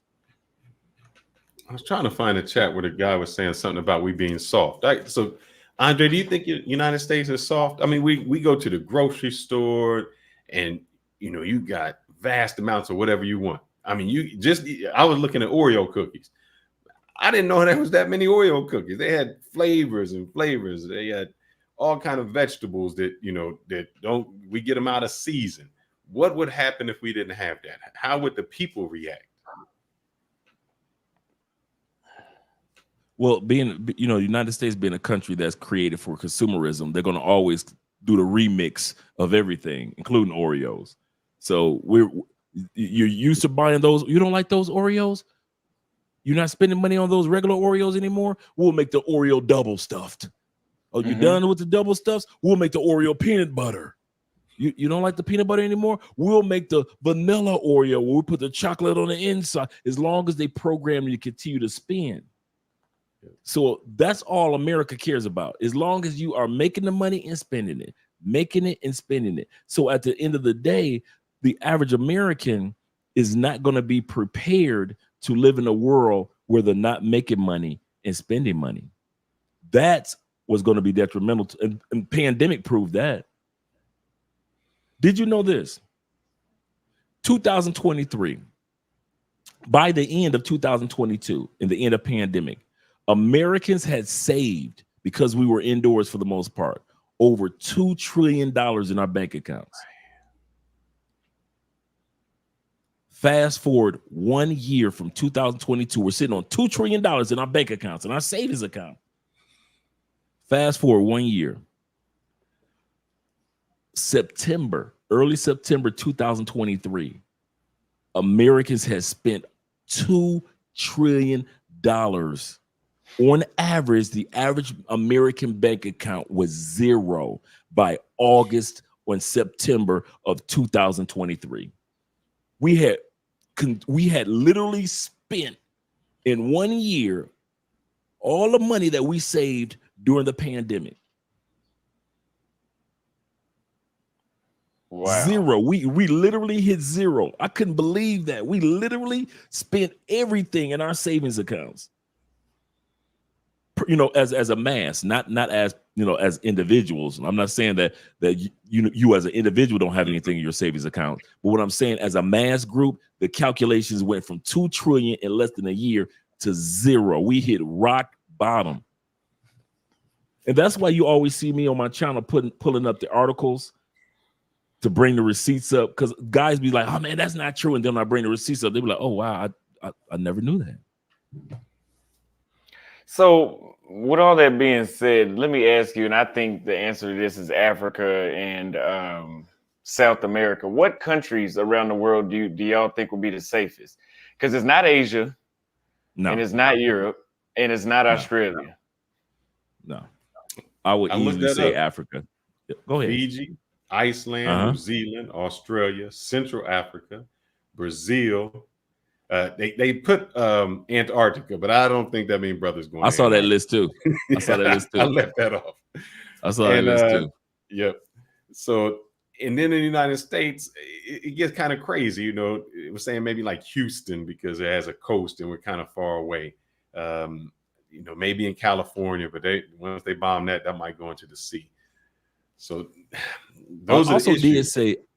did see Uruguay, Paraguay, Chile, and Argentina on the list too. Yeah. And they said even if it was nuclear fallout, if it was an actual boom, that the southern region of the world would fare better than the northern region. Yeah. Just on a climate perspective of what area of the world would get more of the radiation fallout. The northern part, Canada, the United States, much of Europe, blah, blah, blah, blah. All you guys that are north of the equator, you have a far less chance of survival than those of us who are on the south side of the equator. Correct. So when Austin says much of Africa and Fearless says many places in South America, including Antarctica, you have a better chance to survive a radiation and nuclear fallout. I just read that a few hours ago. Nuclear fallout than those that are north of the equator. So Black Scorpion says World War III has already started via proxy. And Ecom Dynamics says, I still don't buy the World War III hype. The U.S. Navy is way better than any existing Navy and would be critical in a nuclear scenario. Biden is destroying our currency and his foreign policy is terrible. Well, the thing is, the nukes, if they have nukes in Cuba, the Navy has nothing to do with it. Like you can have World War III without nuclear war at all. Yeah. Nukes could sit right there in the armories, and you can have World War III break out. Like we said, much of it's going to be cyber, much of it is going to be drones, much of it is going to be larger countries funding smaller countries to go to war. The larger countries, for the most part, have most of the nuclear weapons in the world. You know, you got a few smaller countries like North Korea and many in the Middle East, but for the most part, it's the larger ones that have the bulk of them, the major big boy bombs. And they're not going to need to use those. He just mentioned when it comes to global climate, the natural resources, think about it. To shut many of the large countries down, all you have to do is just end the shipment of natural resources from other countries, because much of American foods come from other countries. Americans really don't grow our own foods. Yeah. Shut down our natural resources in regards to the cyber war. In other words, you do like they did in New York certain days when in the past, in the 70s, when all the electricity went out. What was it, about a week? The blackout, the New York they had in the blackout. Do you not think that there's a hacker that can hack and shut down everything in the United States? They did a few years ago. And I asked you, Austin, I don't know if you were in Dallas maybe 2 years ago when it was like February and there was a snowstorm. The snowstorm came on Sunday. It was really over by Wednesday, but it shut things down for a week and a half, 2 weeks. Meaning it was 20 degrees on Sunday, snow. The next Sunday, it was 80 degrees, no snow. Things were still shut down just because the infrastructure couldn't handle it. And if you remember, you say the cyber attack, all they have to do is just our cyber networks, our distribution. You cut down electricity. You know, you hit a power plant in New York, there goes the whole East Coast. People can't live without that. They don't know how to exist. That's it. They don't. Banks are tied to it. You can't process your credit card if you can't get on Wi-Fi and process everything. So your credit card becomes mute. I mean, what do you do? You're stuck in the States. Even if you got your crypto wallet, you can't put it in a computer. Why? There's no electricity. Exactly. So you can't even pull from your cryptocurrency if you're stuck in one of the major countries in which electricity has been shut down. And let's not talk about the fact that other utilities that may not be working, such as the water filtration that's done by way of electricity. That's not working. So now it's impacting the water. Some of you guys, the way that you turn on your stove is that electric. You turn it on a click.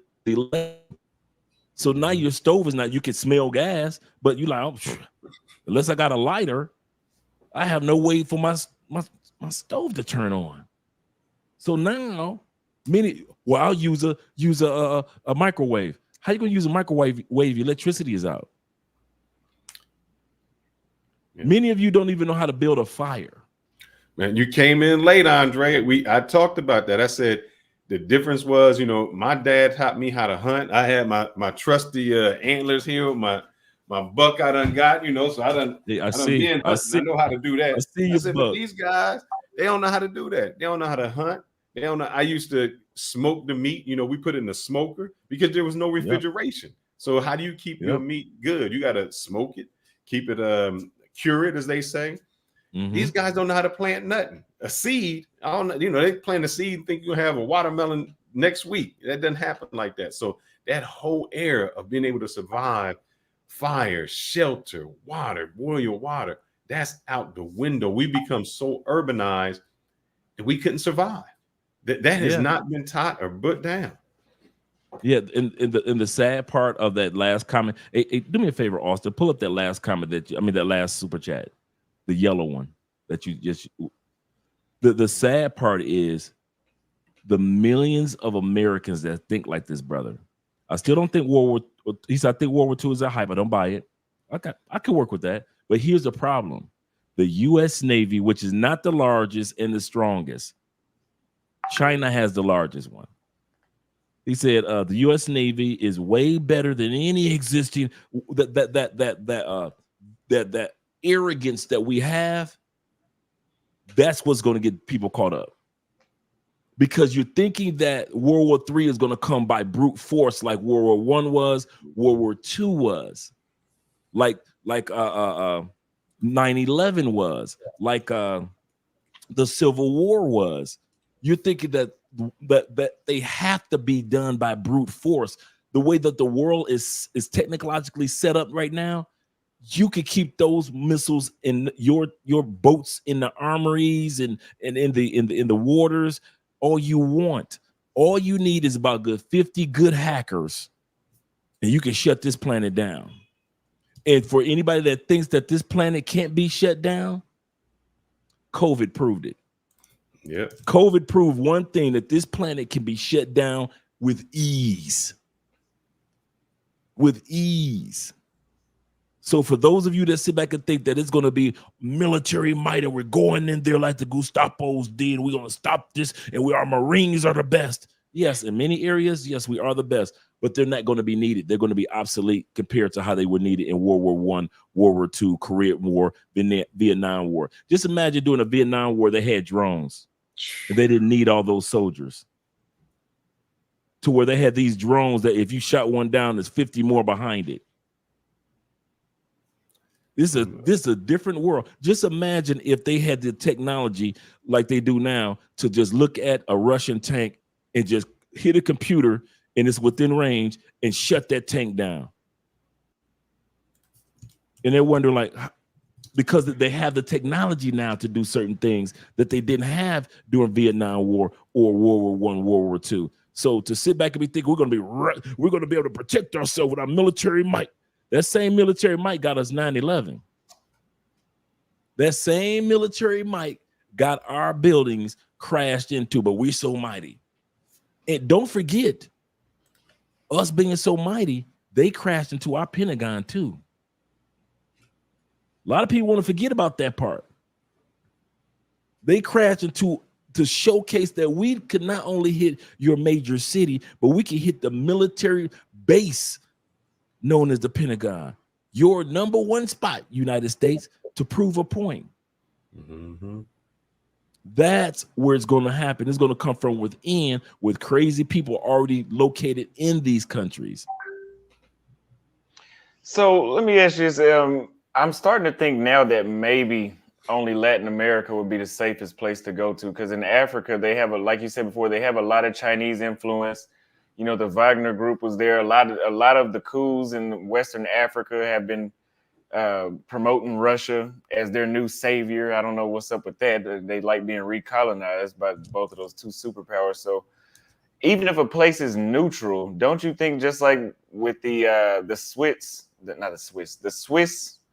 back during World War II, that how the Nazis were able to store a lot of their money there and they were able to pass through without any aggression? Don't you think a lot of those countries would end up being in that same position?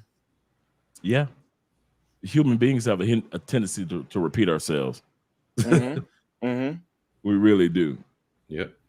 And the other thing that maybe Fearless can attest to, as well as Austin, that most of South America and most of Africa are not retaliation countries. Correct. Nobody retaliated in World War I on Peru for not being in the war. Nobody retaliated during World War II on Brazil because they didn't join in. That's the other thing that you have to take consideration. Am I going to a country where other countries might get mad because we got rice, food, bread, good clean water, we got fresh air because we're close to the Atlantic Ocean, the Pacific Ocean, and we got the greenhouse effect coming. I mean, the greenhouses coming from the Amazon jungle. No countries that we know of attacked South America or parts of Africa because they didn't get into the war. And so that makes me feel a lot safer as well. And what scares me about Africa is the only thing that helped them really get out of colonization was World War II. That was part of the agreement. So don't think they can't get colonized again. You know, that's the scary part. And I gave you a super chat, Austin. If anybody gets an opportunity, this sums up. This movie is on Netflix. It was a hit last year, Leave the World Behind. And it's real subtle, but it's talking about like a cyber attack or something that happens in the States and how people just start to go against each other, how there's this mistrust. So please, when you get a chance to see that, it's deep and it's about 2 hours, and the way it leaves, and I won't give anything away, but the way it ends, people didn't like it, but that's the way it ends. Not the world, but you will see what I'm talking about. When it ends, you'll say, yep, we in America. Because that's what's important to us. Get a chance to check that movie out. And it's I gotta check it out now. Yeah, I already wrote it down and underlined that I'm watching that tonight. I'm watching that tonight. Yeah, so some people in the comments were disagreeing with you, Andre, that Brazil did participate in World War II. But I think Brazil may have been the only country that sent troops. I don't think they ever declared war, is what you're saying. They never declared war on Germany. And they were never attacked. They were. My point was, this is what my point was to the comment. And thanks for mentioning that, Austin. My point was Brazil was never retaliated against. No country in South America, anybody retaliated because South America still was quiet. South America still was doing their thing. South America was still developing itself. How dare you not get involved on a major scale? No country in South America, including Brazil, was involved in the world on a major scale. Somebody said that Brazil did declare war against the power. Declare war against the power axis, against the axis power. But were they major players? No, I just looked it up. There was 25. They sent 25,000 men in World War II to fight against the Nazis. United States, 16.4 million Americans served in the United States Army during World War II. Right. I mean, that didn't even. I mean, I can't say it's bad, but they really didn't touch the surface. Right. Okay. Yeah, they didn't declare war, which is the main thing. Just like how right now the United States, we have sent troops, whether they want to say it or not, we have sent troops to Ukraine, but we never declared war on Russia. Right. There's assistance. Right. Let me see. The next question is, how can one assess long-term stability and conflict, risk of protection, relocation, destination? That we already answered that question. We already answered the next question. We've been answering a lot of stuff already. So Andre on it, man. He prepared. Yeah, we've already been answering a lot of stuff. So what are the immediate actions that people should take if a geopolitical crisis like World War III escalates quickly? Like in 3 months. You got 3 months. You got 3 months. You need to prepare yourself for you're going to be leaving some people behind. Yeah. Get ready for that. Everybody can't go with you. Grandma can't go with you. Aunties, cousins, Nook, Ray, Keith, them, they can't go with you. So you got to prepare for yourself, for you or your initial family members to be ready to evacuate, whatever country that is. B, start being wise with your monies and stop trying to keep up with the Joneses. If you go to work on tomorrow and you know you need to go to HR and set up money into your 401k to where that money automatically comes out of your bank account, or going to your own bank account and go to your local bank during lunch break and say, listen, I want automatic 10% of or 5% of my bank, my paycheck to automatically go into a savings account. You need to start doing that. Americans, you gotta stop that. Keeping up with the Joneses is killing us back home. It's killing us. Many of us, like I said, Americans, is not that we don't have money. Americans, if we ain't got nothing, we got money. The problem is we're trying to keep up with the Joneses with our money and not saving. The next thing is it's time for Americans to get their heads out the sand and start evaluating your what if country. What if something does happen? Where will we go? Mm-hmm. I'm going to tell a true story. You've heard me, some of you guys heard me tell this story before. Black folks, this story for you. Booker T. Washington was like 8-9 years old when slavery ended. And he said, Massa, call all of us to the front yard. He in tears. And we're thinking like Massa crying because we's free. And he said, all of a sudden I see my uncle. He's crying. We're all at the front porch and Massa telling us slavery is over, y'all free. He said, Massa crying, his family crying, my uncle crying. He said, my cousin's crying. He said, I look at my mom and my mama crying. This is in his the autobiography of Booker T. Washington. He said, I pulled my mother's dress and I asked my mother, Mom, why are you crying? He said, my mother looked down at me and says, we's crying because we's free, but we don't know where we gonna go, and we don't know what we's gonna do. That's crazy. A lot of Americans are in that position right now. You's free, but you need to stop, get your head out the sand because you don't know where you gonna go, and you don't know what you gonna do. And that's gonna hurt you more than anything else that's gonna take place after. i.e., the pandemic. Some of y'all who made good money, you were not prepared for the world to shut down and show you that it could shut down. But those of us who were prepared, it didn't hurt us. Do you know, hey, Austin, do you know outside the United States, that was the first year, the year of the pandemic was the first year we made 100K? Really? The first Actually, year you know what? made That was my first year too. That was my first year too. First year we made from Colombia. For all you guys that's wondering, well, did he do it in this? No, I was in Colombia. Mm-hmm. Well, many of y'all fighting over toilet paper back in the States, and you struggling, and you done burned through the little money that you had in your little savings account. Many of us prospered. Yeah. Many of us prospered. Because you was prepared. Brother, that's when we first realized that YouTube pay real money, and not just to our white brothers. Man, we got that first check for 33. We're like, what? For the month? Wait, whoa. We couldn't pay. The next month was 29. The next month was 7. But we have prepared ourselves for that. What if I hadn't prepared my life for that moment in time and I was still in the States like a lot of you were? You don't know where you gonna go and you don't know what you gonna do, but you's free.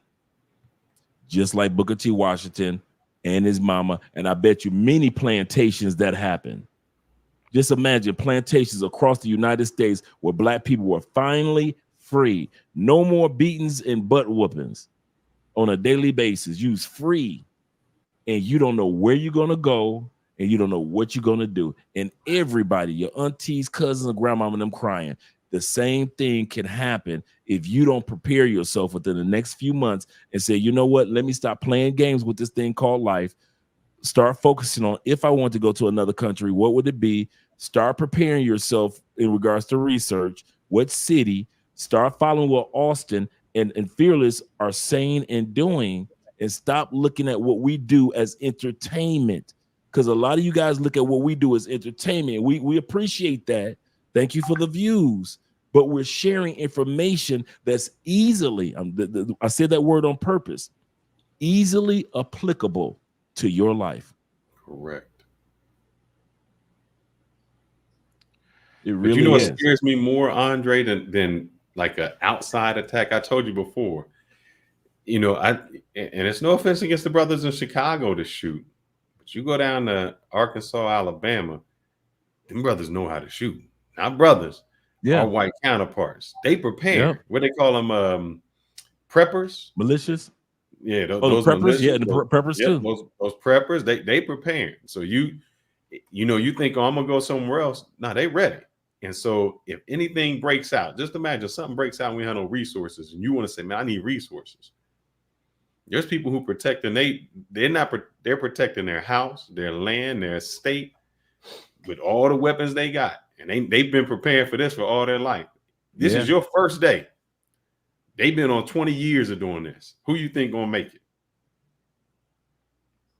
So y'all need to learn how to plant your food. True. You need to learn how to do all of those things. I think so far we have become so dependent on such things that we can't. Let me ask y'all this. Do y'all think if we go to another country like that, you would have issues just like the Japanese were here in the United States during World War II, and they may as well have been a prisoner of war at that time. Mm-hmm. Do you think that we could fall into that same trap even in a so-called safe country like Paraguay or Kenya? Let's look at world histories. Have anybody ever done that other than the United States, and or even Russia? Only in the United States they sat back, and when the Japanese came over, I'm gonna lock you up. But then they treated the Japanese like trash when they were building the railroads too. Mm-hmm. Mm-hmm. You see what I'm saying? Mm-hmm. Only in America. You can't sit back and say, well, in UK they did the same. UK didn't do that during World War I or II. That's why I say let's look, because humans have a habit of doing the same thing over and over again. So let's look at human history, and no one else in the World War I, World War II, Vietnam War, Korean War, none of those wars, nobody sat back and said we're going to take one race or two races and lock them up because their home country are at war. Nobody did that. Think about it. The Germans that were already living in the UK, did they lock them up? Mm-hmm. So UK didn't lock up all Germans, huh? But United States attacked anybody that was of German descent. What about when we sat back and we had the Cold Wars with Russia? Mm-hmm. America was trying to lock up anybody that they thought you're a communist. Yep. Communist. We do that in the United States. Other superpowers haven't done that. Unless you purposely show yourself, like in China or Japan, when they said this person is an actual spy or carry spy behavior, that's when they might lock you up. But and they do that today around the world. But but to sit back and choose a race and camp a race, that's an American thing. Yep. That's what we do. And Austin, I thought you were returning to get your residency. How's that going? Well, I was doing that for Paraguay, but I got distracted once I realized I can go back to Brazil, so I forgot all about it. I'm gonna go back and do it again. You playing? Yeah. See, I would get that Paraguay in case I needed it. Yeah. I would get that, and I'm gonna let you know something. I would get it because I know it wasn't about me only, but I'm setting an example for other guys that are coming down the turnpike your age. I would have got it just because I started that journey and others started that journey and watched me through it, and I didn't finish it. So am I not a finisher? And I'm training other guys not to be finishers? Yeah. So let me go ahead and finish this. So when guys sit back and have something smart to say, you got an extra feather in your cap. Listen, guys, I got dual citizenship. I'm only 26 years old. So if I can do it, just like the one brother said that's been over 20 something countries, but he blind. Hey, if I can do it and I'm blind, you see what I'm saying? So a lot of times we do things, Austin, not only for us, but for the example for the other brothers that are coming and sisters that are coming down the turnpike of your generation. So go ahead and knock that out, bro. Yeah, I do need to do that. I already got the money and all that. I just need to do it. So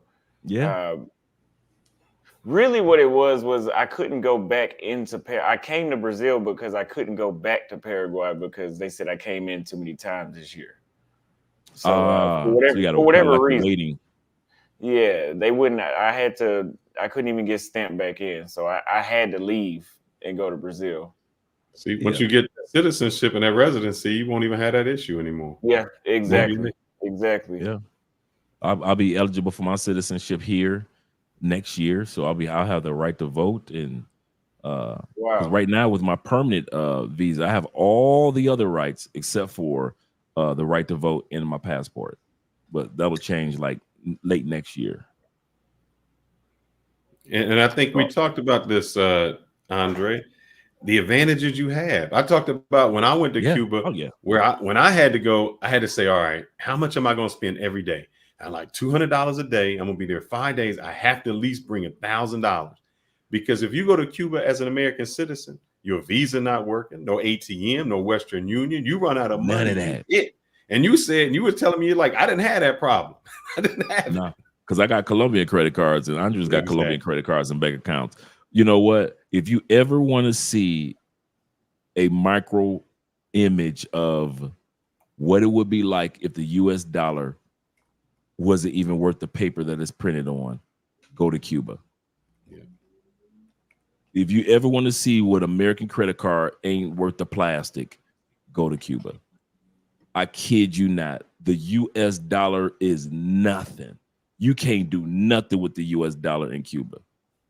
Nothing. If you use your credit card or your bank card in Cuba, the United States will automatically shut down your bank account. Mm-hmm. They will shut. I mean, the moment that you use that card, it automatically hits and alerts the United States. Somebody in a U.S. citizen is using their card in Cuba. Shut it down. And now you got my boy Flatboy Way went through it. Flatboy Way had to, like, when he got back, it took him 3 weeks to get his bank account back open.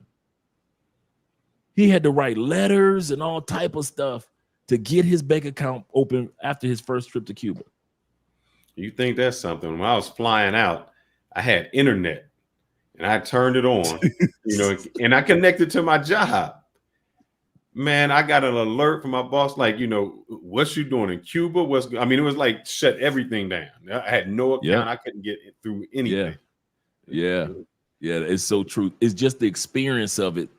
We talk about, what if brick blows up and the US dollar is not as strong and blah, blah, blah. We talk about it. If you ever want to experience what it's like if the dollar didn't work, go to Cuba, bruh. And the part that tick you off the most, Fearless, is that the Canadian dollar is gold there. Yeah. Them Canadians in Cuba, man, you ain't had no, hey, Canadian dollar is everything. Here, what you need? Canadian credit cards flying through the air. You like, wait a minute. So they can use their cards, but we can't use, nope. Exactly. They can use their cash. So when you go to Cuba, guys, make sure you bring Canadian dollars. Make sure you bring Canadian. I kid you not, bro. Canadian dollars rule in Cuba. Or even but better, it's a great do country, what Andre nice did. people. Go to another country, set up, get you a bank account on another country. You'll have nothing to worry about. That's true. That's true. That's so true. So I guess people should start learning their second languages, getting their second passports and residencies, or the best visa that they could find to ensure that they have somewhere to go. Because in this time, it seems like things are getting worse and worse when it comes to global conflicts. True. Andre, I'm going to challenge you to that too, brother. We talked about it. If your wife ain't around and something goes down and you don't have your Google Translate, you need to be learning that language. Tonight, I already have lessons already set up. Congratulations. You Kings and Dreams, Andrea, everybody's been on me about, okay, Andre, you've done everything that we would want to see a brother from the States do except learn Espanol. So I'm like, you know what? I have accomplished everything. I've experienced everything you can experience as a person that lived in another country, except for really buckled down on studying Espanol. And it's not as hard as it is. And I already have a good foundation here. And I live in a country where I'm practicing all day, every day.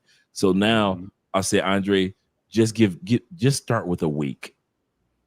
Don't think about 6 months. Don't think about 12 months. Just start with a week. Study an hour to 2 hours a week. Each day. And then think about the next week. And then think about the next week. Because I already have the Pimsleur. I already have that already set up. Just take advantage of it. I was so busy focusing. Go ahead. No, I was saying someone in the comments said living in the country and not knowing the language is crazy, but it's not, because what happens is the problem is it's your handicap and your good part. Your wife knows English, so it's just like you always revert to English. So because that's just a much easier way to communicate. Yeah. If you didn't Yeah. have that, you would be forced to. But because you're not forced to, it's like we always take the low hanging fruit. That's just how it is. Yeah. And the other I like what Marty says. Come on, Andre, you got to do better, my brother. He's right. Marty's right. Shout out to Marty. Shout out to Marty. He's right. All you guys are correct. Kings called me late last night. He said, man, I need to talk to you about something. He said, big brother, you can't end this year without knowing Spanish, bro. And I was like, something, man, I got my little broken Spanish that I can, I'll make it through. But to be serious, he's absolutely correct. He's absolutely correct. And this is the last thrust that will put me completely feeling like I've completed my journey to relocate to another country. The language, that, because everything, I have the medical, I've had surgeries here, so I know what that's like. I got my driver's license, we've got credit cards, we've got bank accounts, we've got vehicles, we've got places, we the home, we've got all the other stuff. The only thing is the Espanol. And I think because I always lean on my intellect, because I know that 85% of communication is nonverbal. Just because I know that, I'll sit back and I lean on the nonverbal cues. But I can say this: not knowing a language has helped me understand human nature and people as well, because it's almost like being deaf. And now I'm more observant of things here in Colombia that I would have never been observant as easily if I was fluent. But it's still time for me to become fluent. It's no excuse. So yeah, tonight is actually one of my nights of, okay, let's get started with this Pimsleur. Let's get this out of the way. Donnie Nunn said in an all-out nuclear war, no one will survive. You spelled survive wrong, man. GR's infantry pest control. Especially those spelling bee winners. Yeah. Let's not forget the open borders we have, letting in sleepers. Yes, I would agree. We got people from China coming to the United States and from the Middle East. There's very wide open borders. And I think there's a topic we haven't talked about, but when I talked to you on our phone call, Austin, we talked about it. Bro, there's a lot of obese people in the United States that never walk, health problems, don't do any of that. If a war comes, you the least. Nobody, they treating the injured. They're not treating your obesity, your diabetes. I was telling Austin, I said, man, I'm proud of you, because you're still in another country and you still work out all the time. We were talking about pull-ups, things like that, and you're doing your calisthenics. I said, man, that's great that you travel and you still work out. You guys in the United States, you can go to Planet Fitness for $10 and y'all not doing it. If something breaks out and you don't have that car and you don't know how to ride a bike and you don't know how to walk and your health care goes down, you in a world of trouble. A lot of them. We are a very, very mentally pampered country. We're so pampered mentally that everything else falls in place of us not getting up and going to the gym, us not eating healthy, us let me get one more late night snack, us eating. That's why the Big Mac is, let me get 3 Big Macs. Let me get the dollar meal. Let me get the dollar menu. We're not taught to really think about the long-term pictures like that. We're just taught to think about the immediate. And here's the other thing about the United States. When everybody else, I noticed this about the United States. The last time I went back, one of the reasons why most U.S. citizens are overweight or obese and not doing anything about it, because we comparative shop. I might be fat, but I'm not as fat as her. And so you don't think that you as fat as her, you don't think you fat. Yes, I weigh 280, but she 305. And Americans do that. We comparative shop to one another and make that mistake and not realize your heart is working overtime, just like that other person's heart is working overtime. Yeah. Both fat. Both of y'all are fat. So during a tense political climate and war conflict going on worldwide, do you think that in these other stable countries that'll be neutral, just a safe zone for us, that there'll be a better economic benefit in those places? It depends on how you do it. If you're only planning on leaning on the US dollar, then yes, you're in trouble. But if you know how to, okay, if the dollar is getting weaker, let me take advantage of some other currency like the pound, or for example, Andre and I, we not only collect dollars, we collect the pound, we collect the euro. So when we went to Europe, we were fine because we've been doing this for years.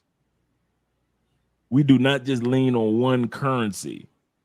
We are individuals that have a passport. It's like having a passport. You just lean on one country. I'm going to visit one country with this passport, one stamp. No. So we lean on other forms of crypto. And yes, I like what Trucker Central said. Also, the resurgence of people realizing the value of gold. Yeah. So it's these little things, man, and all of it stems from if you just stop spending so much money going to the movies, going and spending on Jordans. I started to realize that, man, a lot of my money was spent on luxuries. Mm-hmm. It amazed me how much of my paycheck was going on luxuries. A little eating out here, a little extra. Let me get 2 beers in Chicago and they $12 a piece there. You see what I'm saying? Mm-hmm. Let me get this cigar that's $50 or $150. It was those little things that were adding up that I didn't even notice, even if I had my my budget. I put luxuries in my budget. Mm-hmm. Mm-hmm. And that's why I couldn't afford to go to another country. Not because I wasn't. Remember what I just mentioned.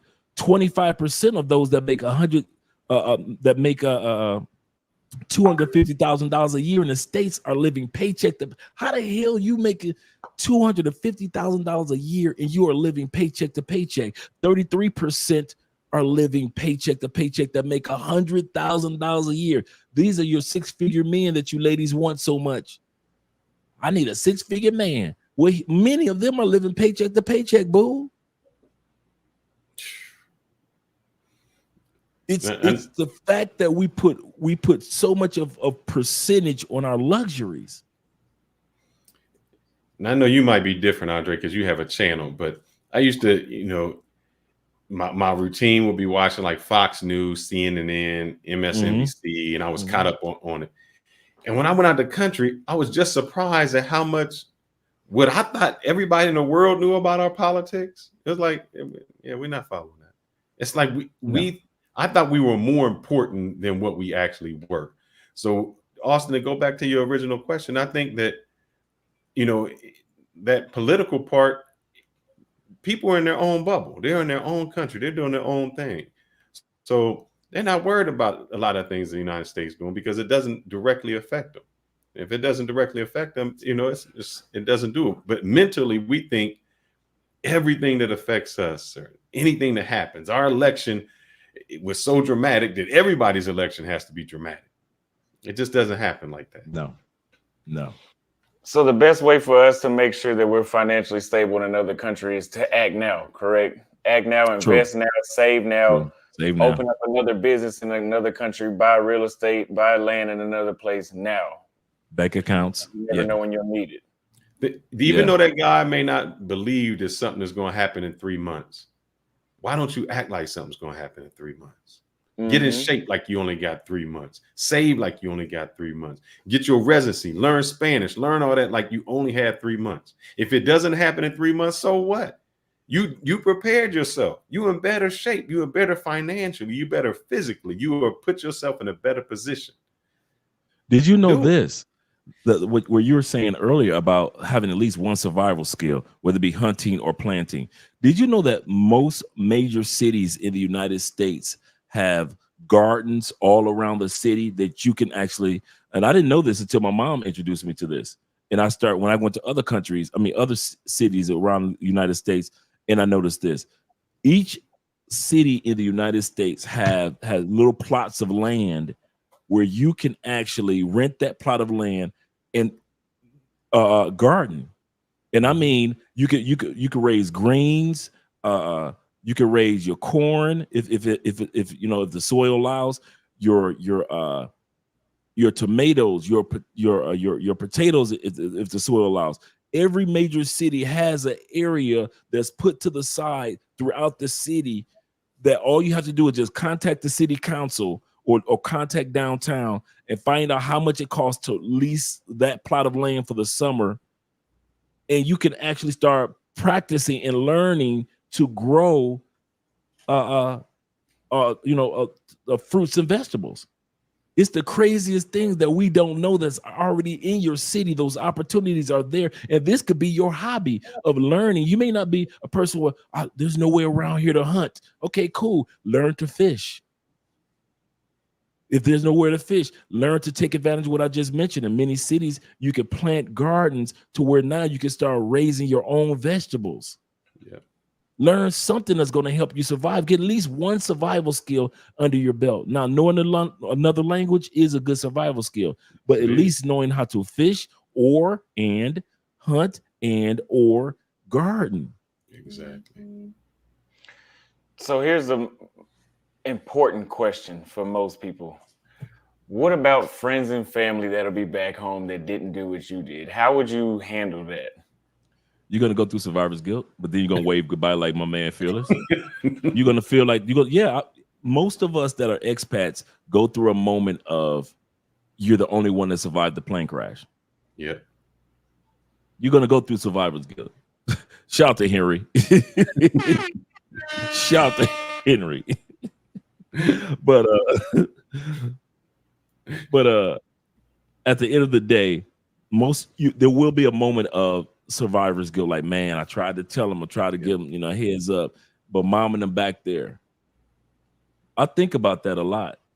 I never told you guys this in the 6 years that I've lived here. I think about when Americans are back home paying, when you were paying $6, $7, $8 a gallon for gas.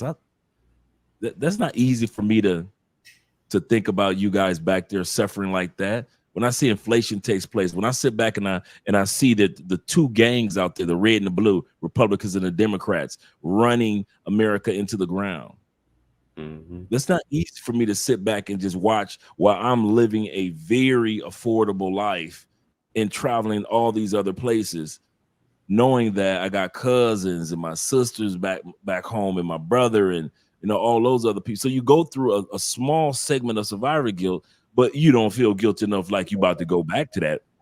I don't ever feel that bad, but I do feel sad for you guys. So you will go through that, but that doesn't mean that you need to turn around your march and march back into the United States because everybody else decided they didn't want to go. Most Americans, they say this, and you guys always hear me say this, 68% of Americans will live and die within a 50-mile radius of the hospital in which you were born. I want to say this again. 68% of you that were born in Philadelphia will die in Philly. 68% of you that were born in Dallas will die in Dallas. Yep. 68% of you LA guys, don't worry about it. You got a 68% chance that you gonna die in LA. You ain't going nowhere. And that's what keeps me from feeling too bad, because most Americans, they ain't leaving if nothing goes wrong anyway. If everything is perfect, they ain't leaving. Mm-hmm. And they think they can. Yeah, most Americans ain't going nowhere. Y'all ain't going nowhere. Y'all within a 50-mile radius of wherever you were born, whatever hospital or farm that you were born on.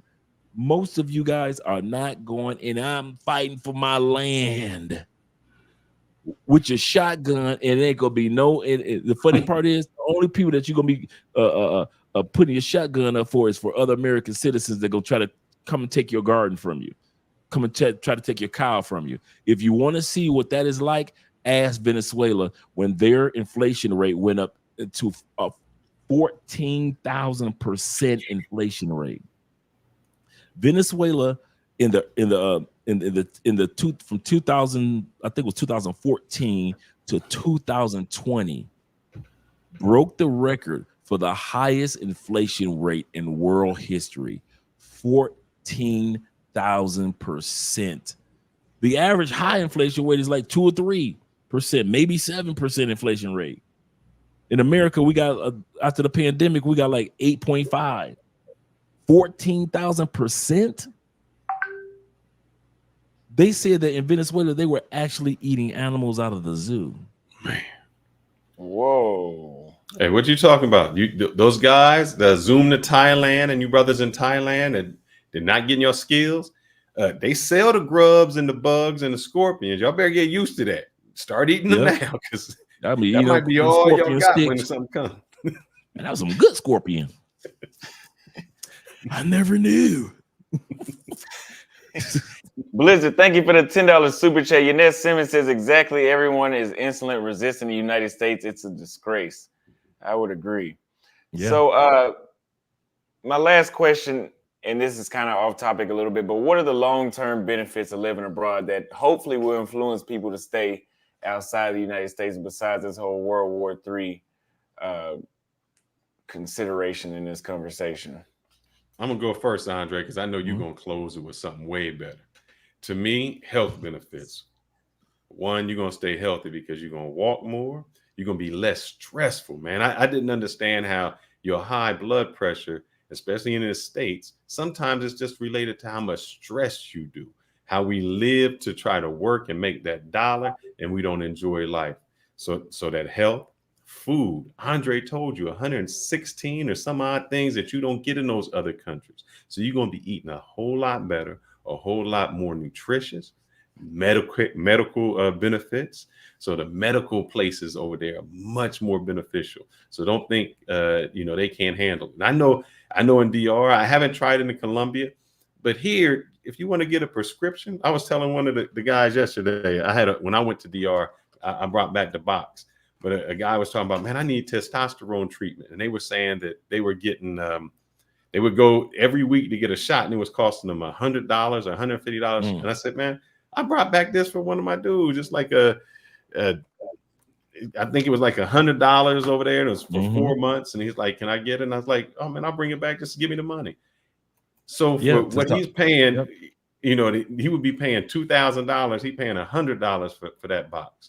So just your health, your stress level, your medical, all of those things bring you and saving. We talked about this, Andre. I said, if I make 150,000 and you make 80,000 and you living in Colombia and I'm in Dallas, you still making more than me. Yes. I said this to on BMT show yesterday. I would rather make $50,000 and live outside the United States than 250 to 300,000 all day long living in the States. You can keep it. If they gave me a choice, Andre, come back to the States. You can make 250,000. You can keep that. You can keep that. I would rather make 50K outside the States and live the peaceful life, good food. Did you know this? And I came across this stat, and I wish I could find it again. I came across this stat a few years ago, that the average black male living outside the United States lives 3 to 5 years longer than when you lived in the States. Because a lot of black stresses that we have as black people, those stressors aren't around you anymore. You're not worried about every time a police officer gets behind you. I drive, and I never worry about Colombia police officer when I see the sirens behind me. I know they about to ride by. You never worry about that. I never worry about when they pull me over. I usually see like 8, 9, 10 cars, and they like luxury vehicles. So I'm like, yeah, they pulling all of us over that look like they got a little bit of money. So I know it's not me if I do get pulled over, and that's only happened twice. The stressors that you don't have as a person of color is not there. I don't compare when I sit back and see a white dude in South America, my mindset about him is completely different than the white dude in the United States. He's just a regular human being, another American to me when he's outside the United States. But in the United States, he gets so many benefits that I don't get just because of his hue. You don't have those stressors on you. And ladies, I hate to say it, the level of femininity and support by a lot of these other women in other countries keep the stresses off of these brothers. The femininity and the encouragement and the love and the support that a lot of men are getting causes them to live a lot longer as black men in other countries compared to the hell and high water many of our sisters are putting brothers through back home in the States. You know, so it's kind of crazy. But in regards to the longevity, I do what I do for the next generation. The name of Spence could die in the United States and nobody remember my name. But now I'm in South America. The name of Spence can continue on for the next generations and generations. And now my great grandkids will tell the story of how did we get in South America? Well, your great granddaddy, Andre, came down here, and this is how we flourished. And he left businesses and he left the business mindset. And that's why the way that you are, you kind of look like your great granddaddy too. You know, one of my dreams is to see passport bro kids playing with each other. When I sit back and I see my kids playing with Austin kids, playing with BMT kids, and they all in the park, and we're all sitting around and we're seeing the accomplishments of not what we did, but what we see through the accomplishments through the eyes of our kids. Exactly. We're the first wave of the passport bro and blue book gentlemen and the enlightened men movement and the expat movement. But when we sit back, we see the fruits of our generation.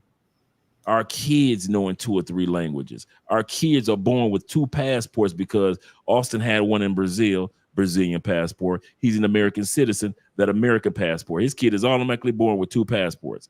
I mean, you and your wife, American DR. Yep. Automatic. To have kids born automatic with dual citizenship. This is why we do what we do. It's not just for us to say, I got away from America, but to go to live the life that's going to impact our families for generations to come. And I'm going to end with this. Some of you guys may not have $100 million to leave your family members a legacy with. Cool. Some of you guys, some of you ladies, you don't have a great pedigree to leave the next generation of your kids with. Great.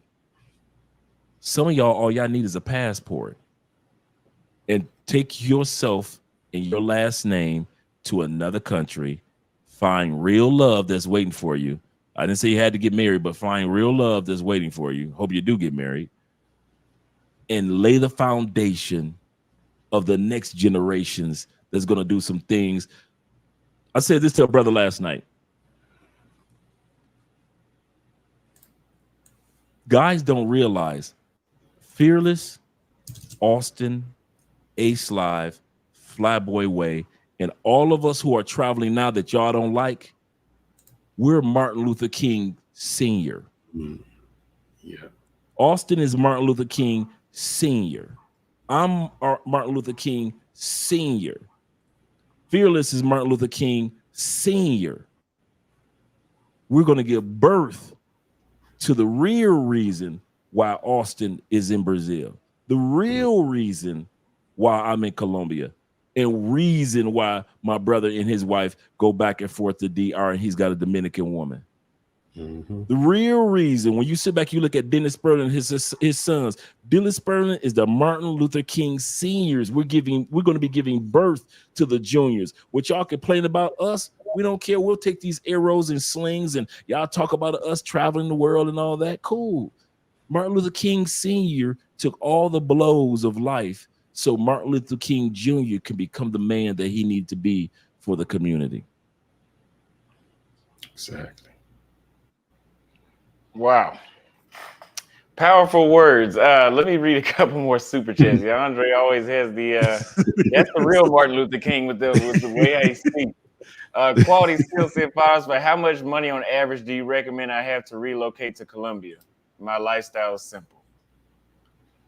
I see you put in the 20, 50, 100K. Get rid of 100K, get rid of the 50. You can start your journey with 20K. Because you're just getting here, you're getting established. Your average rent is going to be about, I'll say, $350 to $450 a month anyway. You don't know you're not going to be traveling as much as you do in your first year. I'm going to say this again, like I mentioned before. Your last year in the United States and your first year in your new country are going to fly by. You do not have time to play in that last year. Austin can attest to that. Your last year in the United States, you got, okay, I gotta take care of this. I got to get rid of that. Okay, I'm going to donate this. I'm going to do this. I got to take it. You got so much that you're doing in the last year. You're not spending money that you usually would spend anyway. Your first year in your new country, you got so much stuff to focus on. Your rent, get established here. I got to go get my ID taken care of. So let me get my ID. I got to get my visa. You ain't going to be going country to country partying your first year in your new country. So you're going to save money that way. So you could come to these other countries with $20,000 to $25,000, maybe $30,000. And you could really, and I'm talking about with inflation right now, you could really be established because you're not spending like you would spend in the United States. What's one of the areas you're no longer spending in? Keeping up with the Joneses. You're in South America. All you need is a t-shirt, a polo shirt, and when you go out to the club, 1 or 2 button shirts. That's it. Yeah. That's it. And then start to build from there. Like I tell guys, I came here to South America. I had a little small, measly online job. Now, I'm a college recruiter in the States. I'm making $87,000 a year. I got my house, got my Ford F-150. I got rid of all that. Mm-hmm. I come to Colombia. I took out of my 401k $30,000. And I had a measly online job. Now, mind you, remember I said I had got that apartment for a year and I paid for all the furniture. So all that was taken care of. So now I'm here, got the apartment taken care of, got all the furniture. Now you got $30K, Dre. What you gonna do? You either gonna flip it or you gonna go back to the States or find another country to go to. But because I'm not keeping up with the Joneses anymore, I can focus on business development, open opportunities. So when Ace said, hey, you and Andre need a YouTube channel. Okay. We in the first year, we only made $400 a month. That was it. But that probably covered most of everything you needed. Boom. So we got the $30,000 and we got $400 a month. That's covered everything. Rent at that time period. Remember I said our rent was only $330 a month. Mm-hmm. So you don't have to see in the United States. You're programmed to think I got to come to another country with a whole $100,000 a month or $100,000 a year package. You don't. You've been programmed to think that. You won't even have time. If you made $100,000 a month, you wouldn't even have time to even spend that amount because you have to get yourself established in a new country. Exactly. So just having enough, that's your seed money. Just that 30,000 was my seed. It lasted almost 2 years. And in that 2-year window, we went from, I kid you not, he said, Dre, it only takes one video. Mm. I said, okay, whatever. We had 2,000 subscribers. We only making $400 a month. We go to sleep. I dropped a video. My boys was like, Dre, you need to go off into political video, started political channel too. I was like, oh, whatever. He said, Dre, there are 9 million expats. They need somebody to talk about politics for you guys too. I said, well, that makes sense. Dropped the first video. It got 2,000 views. Okay, cool. We had never got a video over 5,000 views. Second video, the next day I dropped.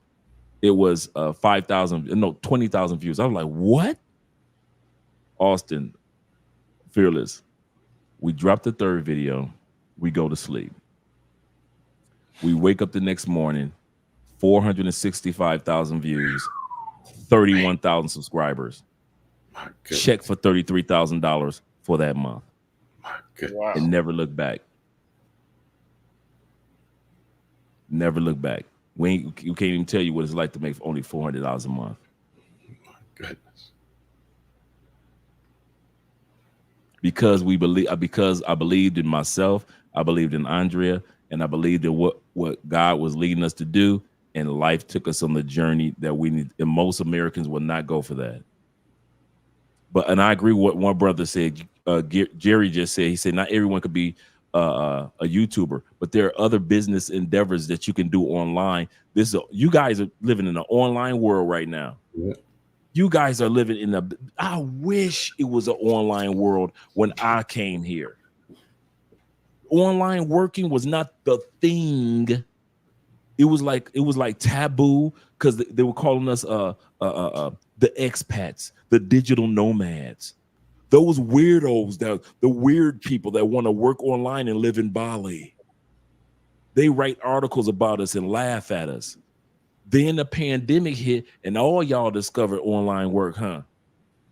So now you live in a world right now to where you're applying for a job online. It's nothing. It's the norm. It's the norm. But when I first came doing work online, oh no, you're a weirdo. You what's wrong with you? You gave up an $87,000 a year job to work a small online business, and you only got $30,000. You crazy. You should have left with $500,000 at least. That's how you program the thing. One thing that Andrea told me years ago, she said, one thing I'm proud of you about, Andrea, is this: you got balls. She said, because most people don't have the balls to even travel, even if they had the money. I know the gentleman said, you know, you don't make a lot, or everybody can't be a YouTuber, but just do it because, say you just want to document your life, or you just want to have fun. I know. I mean, I was so perplexed this week watching the lead attorney. I said, a couple of years ago, he's just an attorney, quit his job. I said, I'm just going to go on. He said his first live streams was like 10 people watching. That dude yesterday showed how much he made in 6 months. It's way more than he ever made as a lawyer. I think he was at $500,000 and he was pulling in well over $20,000 just on a trial. And he just sitting, he not in trial. He don't have no stress. He don't have no paperwork to do. He just commentating, sitting back, commentating.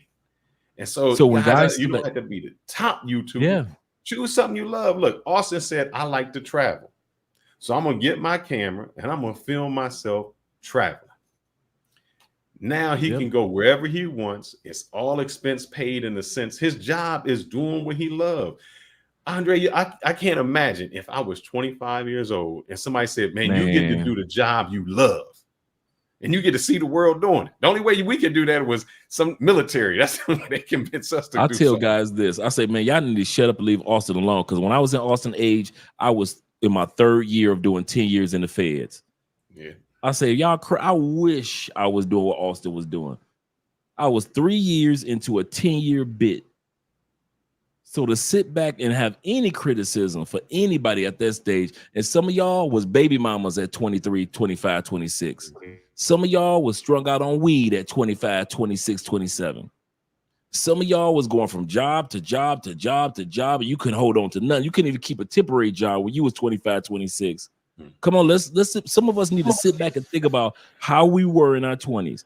Some of y'all with 304s in your 20s. Some of y'all got pushed out. You dropped out of college at 25, 26. Man, Austin doing way better than many of us did at 25, 26. Yep. I appreciate it. I really do. The Ron and Travel says you do not want to be anywhere near the city center, grocery stores, and population. Self-preservation is in full effect. Law of the strongest. Well, I guess what is it? The survival of the fittest will survive. The last super chat is, I started a SAS Corp in Colombia before I ever moved there because my focus was business and building generational wealth. When you have your financial plan straight, everything else falls into place. Hey, that's true. Shout out to you, T-Mac.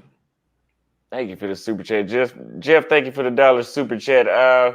That's it so far. If the chat has any other questions, please send a super chat. And I hope you guys enjoyed this show. We're about the 2.5-hour mark now. A way better topic, a way more educational topic than talking about caipirinhas and women in Sao Paulo flaking. Trust me, I'm tired of talking about that all the time too. The other thing is that, not to interrupt you, Austin. Somebody asked a question in the comment. Andre, so you're a convicted felon, bruh? I got more numbers behind my name than a car lot. I got stateside convictions, federal convictions, bro. You name it, I've been convicted, other than juvenile centers. The reason why I share my story is because your story of the past does not make up the full book of your life. Also, I share my story because a lot of guys and ladies don't know, just because you may have lost your voting rights in some states, not all, doesn't mean you lost the right to get a passport. When I first applied for my passport, Austin and Fearless, I thought I was going to get rejected because they had taken my right to vote. So what I did, I applied simply to find out why they were going to reject me, and then I could get that fixed. That's literally was my mindset. I didn't know that a convicted felon could get a passport. And so when I got it, I thought about how many other people out there don't know that they can get their passports. And so I did a video on it, and I got a comment in the comment section from a woman. She says, Andre, I want to say thank you for doing this video on people that have been convicted and are off probation or off parole, being able to apply for their passports. She said, one of my dreams, me and my brother, was always to visit UK. She said, but when I got convicted of a crime, I never thought that I could get my passport, so we never tried. She said, and then I saw your video. She said, my brother and I have been to UK twice because we saw the fact that you got your passport and you showed the rest of the world that just because you lived one way in life at one point in time, that doesn't make up your whole life. Thank you very much, Andrea and Andrea. Keep up the good work. A woman. Man, I agree with that. Always tell my story. Yeah, always tell. I don't hide the fact that I've been convicted at one point in time, because I don't carry myself like the Andre of the days of yore, the Andre that was doing B&Es, the Andre that was in shootouts, the Andre was doing illegal activities. I don't carry myself like that anymore. So no use of me walking around shamefully about that. However, I share my story, and I've had guys make YouTube channels, YouTube videos of criticizing me. Oh, he was of it. Well, it's cool. My job is not to convince anybody. My job is just to let guys and ladies know that, listen, tell your cousin who thinks because he was convicted that he can't go on that trip with y'all, he can go.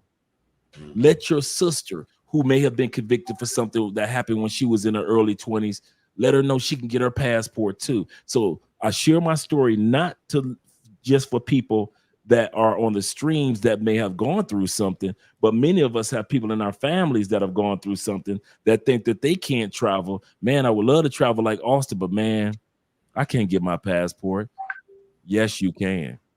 As long as you're not on parole, probation, or currently fighting a case, Diddy.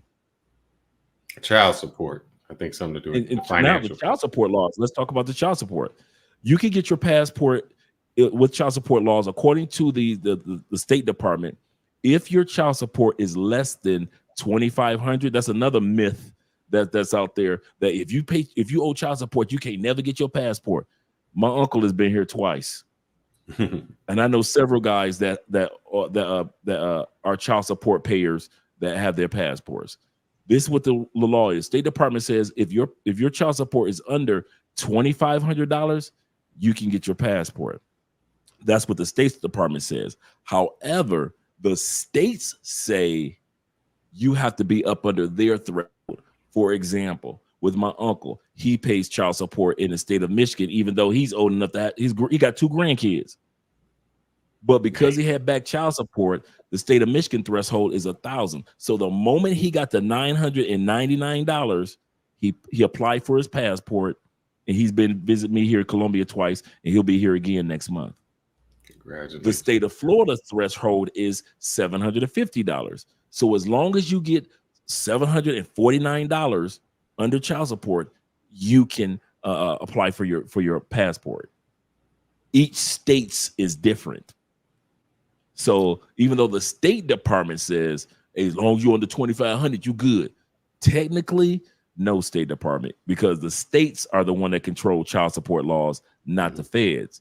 So the state said, hey, like if California, if they say if you're under 2,000, you can get a passport. Well, just go ahead and start paying down your child support. As soon as you get $1,999, apply for your passport. Yeah. But you have women in the United States try to scare these guys into thinking like, if you owe back child support, you cannot get a passport. That is not true. Hey, to touch on that subject, one thing, Andre, I just say congratulations on that, because one, I think Malcolm X used to do it. Whenever he would go on to an interview, he would just say, yeah, I used to break in houses. I used to do all of these things. Yeah. So nobody could use that against him. So that's one. Number That's two, why I tell it too. now you're an inspiration for other people to say, oh man, I can change my life around and I can go from, doing this to making some money. Austin, I think we talked about this before on our phone call. I think your next topic should be the trolls, man. I mean, Andre talking about they doing trolls on him, making up stories. We talked about the stories that get made up on you. I think that's a good topic to talk about. You can do it or not do it, but I think that there's trolls in your chat. There's trolls all over. We talk about that. There's gonna always be there. It's a what part do of you success. think we should touch on with the trolls? I think when we spoke, we talked about how people just, if they know 10% of something, they get a whole story. They just make it. We talked about somebody's like, oh, his name really ain't Austin. It's something else. And Austin never had a barber's license. All these things, it just goes, they just make up things whole cloth because they can't say it. It's if you're filming and a black woman walks by you and you say hi, and she doesn't hear you and she keeps going, the next story is Austin can't get black women in Brazil. And you're like, what? I don't know what you're talking about, man. It never happened. So they got that real bad. Yeah. So I think those are good topics to say that if you're going to do it, have tough skin, and just how sad that we are to just make up those things whole cloth. Okay. We go. I don't know if we'll be. Somebody says his name is Demorian Holloman. No, that's not my name. So they go troll, man. They. But no, it's I don't know. That'd be a quick live stream though, man. That would for me too. It'd be like, man, I don't care. I would say a couple things, and I'd be like, all right, let's talk about these. Let's talk about World War III again. Jamal says, "Damn, Andre, you killed that shit. Your knowledge is on another level, big dog. Thank you very much for the super chat. Yes, it is." Gentlemen, I'm a disabled veteran, single father living in Section 8. I feel trapped. Any advice of making it out of sadness? I think he's trolling. Let's stop right there for a second, because if he's not going through it, somebody out there is, and they're going to watch this live stream later. Fearless may have something to say. I was looking at what he had to say. First thing I would say is whether the age of your child or children. If your children are 5 years old or your child is 5 years old, you're in Section 8, and your child, on average, let's say your child needs you until the age of 20. That gives you enough time to either a journey, or in other words, visit some countries to see which one you want to go to. Like we said, your first step is to visit some countries. And if you're taking care, if you're a single father, see if you'll be able to travel with your young person. My friend right now, his son who's 18, his other son who's 9, and his other son who's like in his mid-20s, those brothers I just met last night at the sports bar that he purchased here in Cali, Colombia, and he purchased Airbnbs over them that his sons own. So if anything, as he ages, his sons have been to Cali, Colombia like 7 or 8 times, these young people. So the first thing I would say is don't rush your journey. Don't rush your journey. Some of you guys do have parental responsibilities, but that still doesn't mean that, once a year or maybe once every other year, you can visit a country. Number 2, it is not as expensive to visit a country as you think. If you book a flight for Colombia next year, you can get a $200 deal. You can get you a $175 deal in some cases. You don't have to book it for this year. Number 2 is you say that you're on Section 8, so that means that your money is limited. What percentage of disability are you as a veteran? Are you 70% and you're working your way up to 100%? In other words, the life that you have today might not be the life that you have tomorrow, and therefore next year or the next 2 years or next 5 years, you're at 100% disability. Now you can afford to get out of that Section 8, and at the same time, you can afford to take advantage of the monies that you're receiving at 100% disability. Next, I would say, if you're 100% disabled, you should be taking IT classes. Yeah. There's no way in the world you should not be studying for cybersecurity, other IT opportunities that are out there that'll work online. There are so many free certifications out there to get certified to where you're an online worker. Since you're not going and do 9 to 5 like everybody else, you should be preparing yourself that by the end of the year, you should have at least 2 new things that you've certified to actually be able to do on the internet, whether it be cybersecurity or whether it be some other form of IT work. There is no excuse right now in the world that we live in where everything is online. Mm-hmm. That's what I would do. I kid you not. And I mean that from the bottom of my heart. There's so much free certifications to take your life, your resume to the next level. Cage said he's not trolling, so I guess he is a disabled veteran. Mm-hmm. But there's places I know when I went to, which was strange to me. I the first time I'd seen it. I guess there's a lot of military guys that were like in Dominican Republic. They actually had the office, like they have it here for U.S. military there. So don't feel that you left out. They will help you in another country because there's so many military people who are there. The U.S. government is there and helping you, so they can help you get established in another country. And what Andre said was so amazing, man. I think we limit ourselves on what we can do. It's a vast society out there. You know, take advantage of it. Take advantage of it. Agreed. I know I would. And then being ex-military, man, I'll be asking them for this, this, anything that the military can help me with as far as my educational advances to where I could become an online person and it wouldn't interrupt my benefits. I would take advantage of that. And I help out to no, go ahead. Somebody was asking the question. I was saying to J Rocco the Traveler. I put my email in there if you want to reach out. Shout out to Ron being in the building. What up? What up? What up? You have a military man who is there. If you look behind him, you'll see that he still has a one of his trophies in the background. So Ronan, that ain't trophy. That's a real one. I know. I built that over the pandemic. Bro. Yeah, Ronan is a military man, so he has some great insight on this subject. How you doing, Ronan? That. I'm doing well. Thank you for allowing me on the panel, Austin. Real quick to that gentleman that said he's a disabled vet. Hopefully you're with the disabled or DAV, or you're dealing with VFW, Veterans of Foreign Wars. They will file all your paperwork so that you can increase your percentage until you get to 100%. At 100%, you're pulling down $3,700 a month, brother. Okay. You should not be on Section 8. Matter of fact, once you get your 100% as a disabled vet, you can go and get SSDI, Social Security disability. Yep. Now you're damn near pulling down 60, almost 65, 70,000 a year. And then all the benefits that come behind that, from social services to your mental, physical disabilities, all that stuff will be treated. Okay. So if you're 100, he not on Section 8, he ain't. I can't qualify for Section 8. There's no way you can be on Section 8 and have a DAV or any kind of disability with the military. That's what I thought.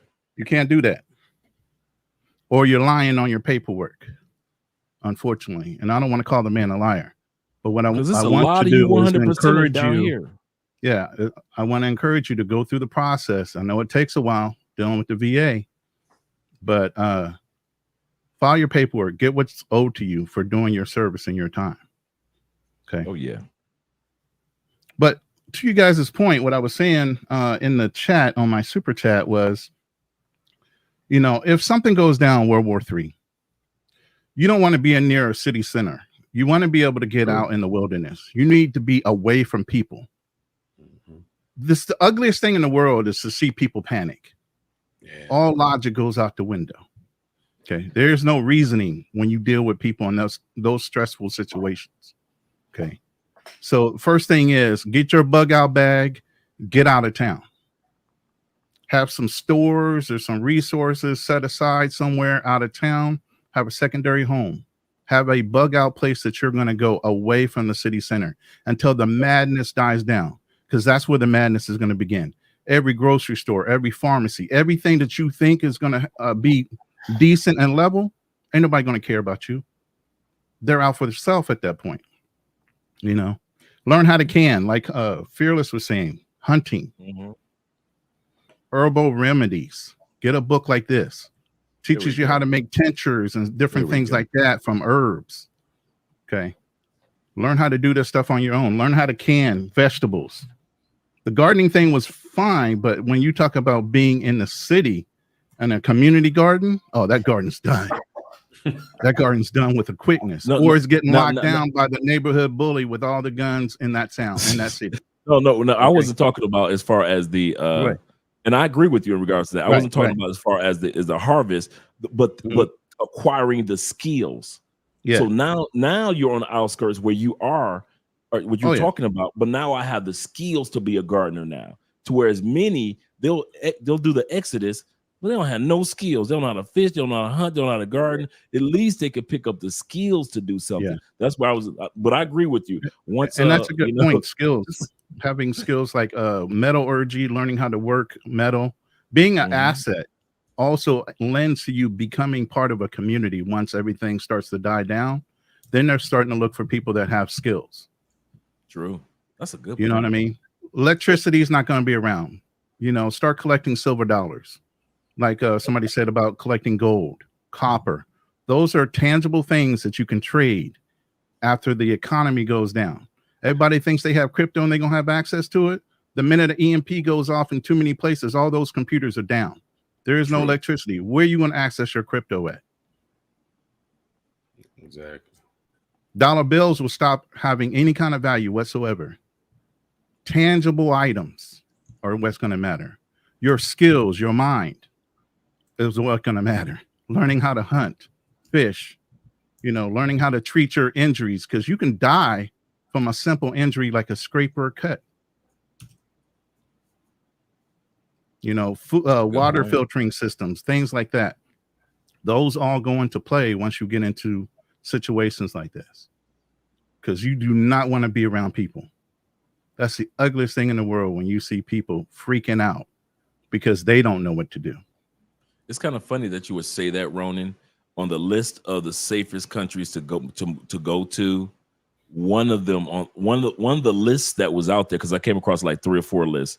One of them said the United States, as long as you're not in just like you described, city centers. So if you're a Wyoming person or Utah, you know, deep in Utah, not in the major cities, not in the Salt Lake cities, but in the rural area, you have a better chance to survive in the United States than those that are in the city center. And they were specific about everything that you just said. Yeah, absolutely. You know, like I said, I'm planning on living somewhere remote, nowhere close to cities right now. You know, my future wife already knows how to cook over an open fire. Come on now. Chops wood, grows her own vegetables, all those things. You know, so you guys invest in your time, but invest it wisely. Start, like they said, get some skills. Start learning things out of the ordinary that you don't normally might not need to apply until an emergency. You know, it's going to aid you well. Yeah. Ronan, you've been in the military, so help out Austin with this. What do you say if something comes? Where would the best place to be at? You know, I know you know more about our military strategic things than me and I. Anywhere remote and not of confrontation. I would say any island nation would be real apt to want to be somewhere in an island. You know, nowhere where there's big cities or major like bases or anything like that, because they're all on a map with somebody dialed in with a rocket. And it depends on how many of those rockets get intercepted first before they come back down. You know, so anywhere where there's military bases or any kind of things when it deals with modern military, stay away from those areas, because they're getting bombed first. Yeah. If the bombs make it there. That's true. There's actually a website that I came across about 6 months ago, and it shows you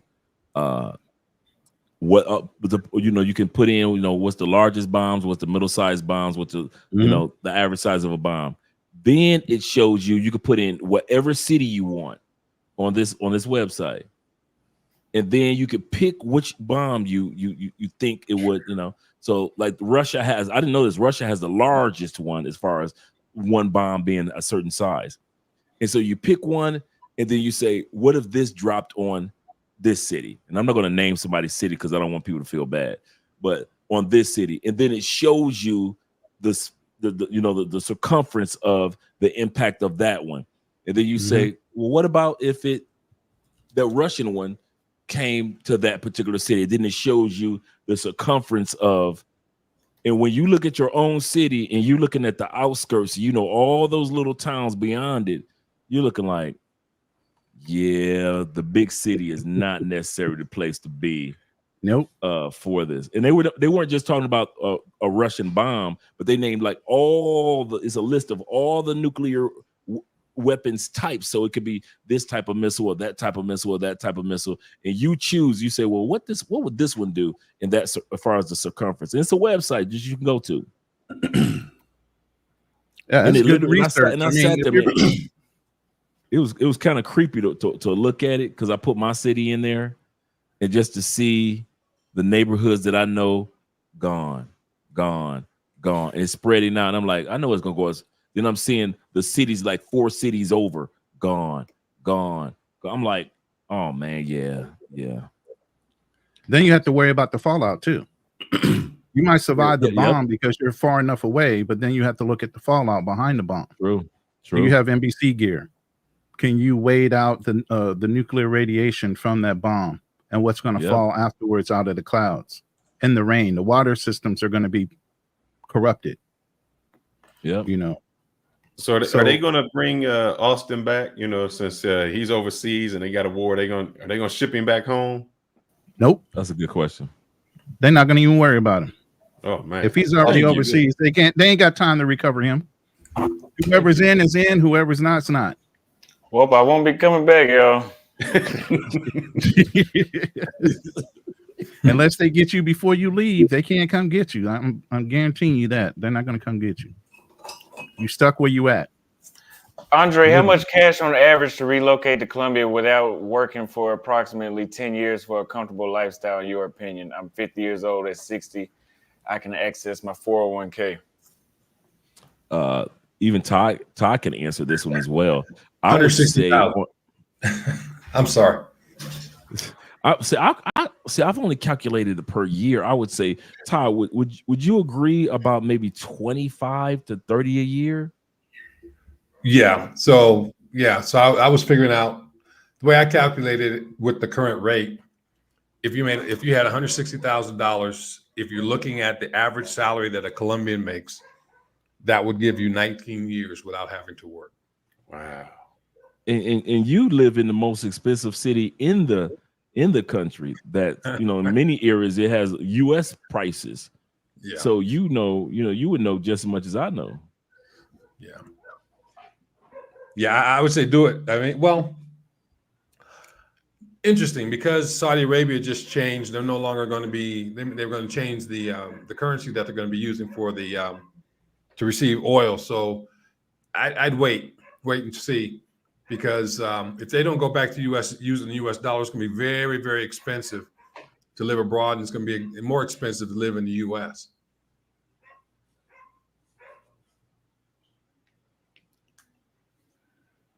So if I make $10,000 per month in Colombia, you live heck of a well. My man, AL was asked a question to you, Todd. He says, "No, wait a minute, it wasn't AL. Somebody else made a statement." Dango. He said, if you make $10,000 per month in Colombia, you will live really well. That's beyond really well. Yeah. If you make half of that in Colombia. Yeah, because the average Colombian makes about 1,400,000 a month.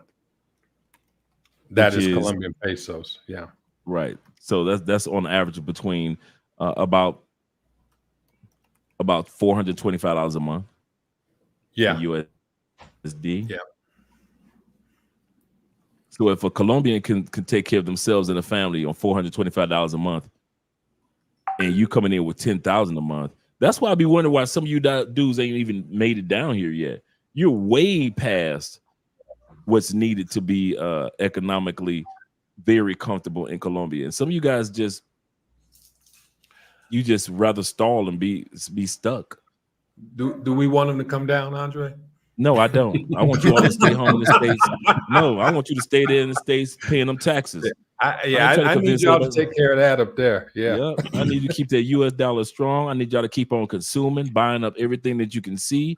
I need for you to pay your taxes. I need for you to keep on doing them 9 to 5s. Oh, my bad, 9 to 9s.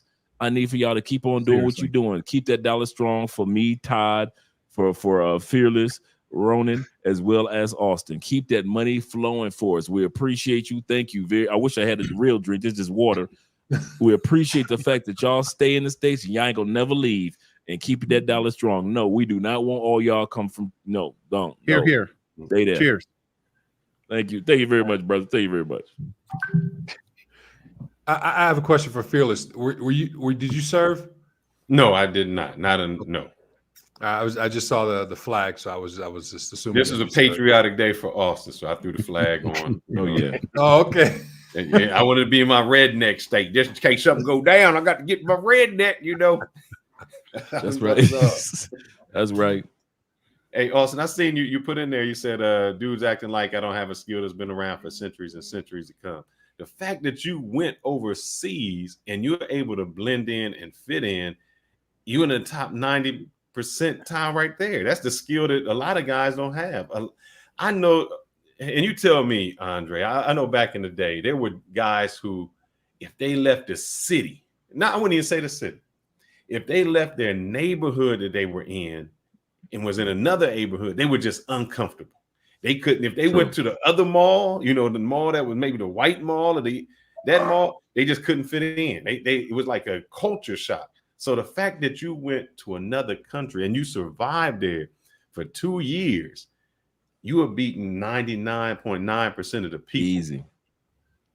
You got black folks in the United States, other than a co-worker, ain't never had a friend or a colleague or associate other than another black person. Mm-hmm.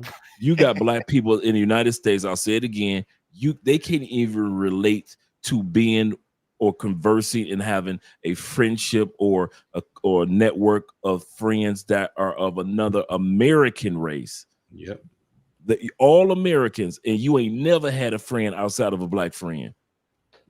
And you talking about coming to another country, meaning that you're going to be meeting people from other continents and countries, and you're going to have to relate to them. There are a lot of people that don't leave because they can't relate to nobody but black people. In America, I'll put it even another way.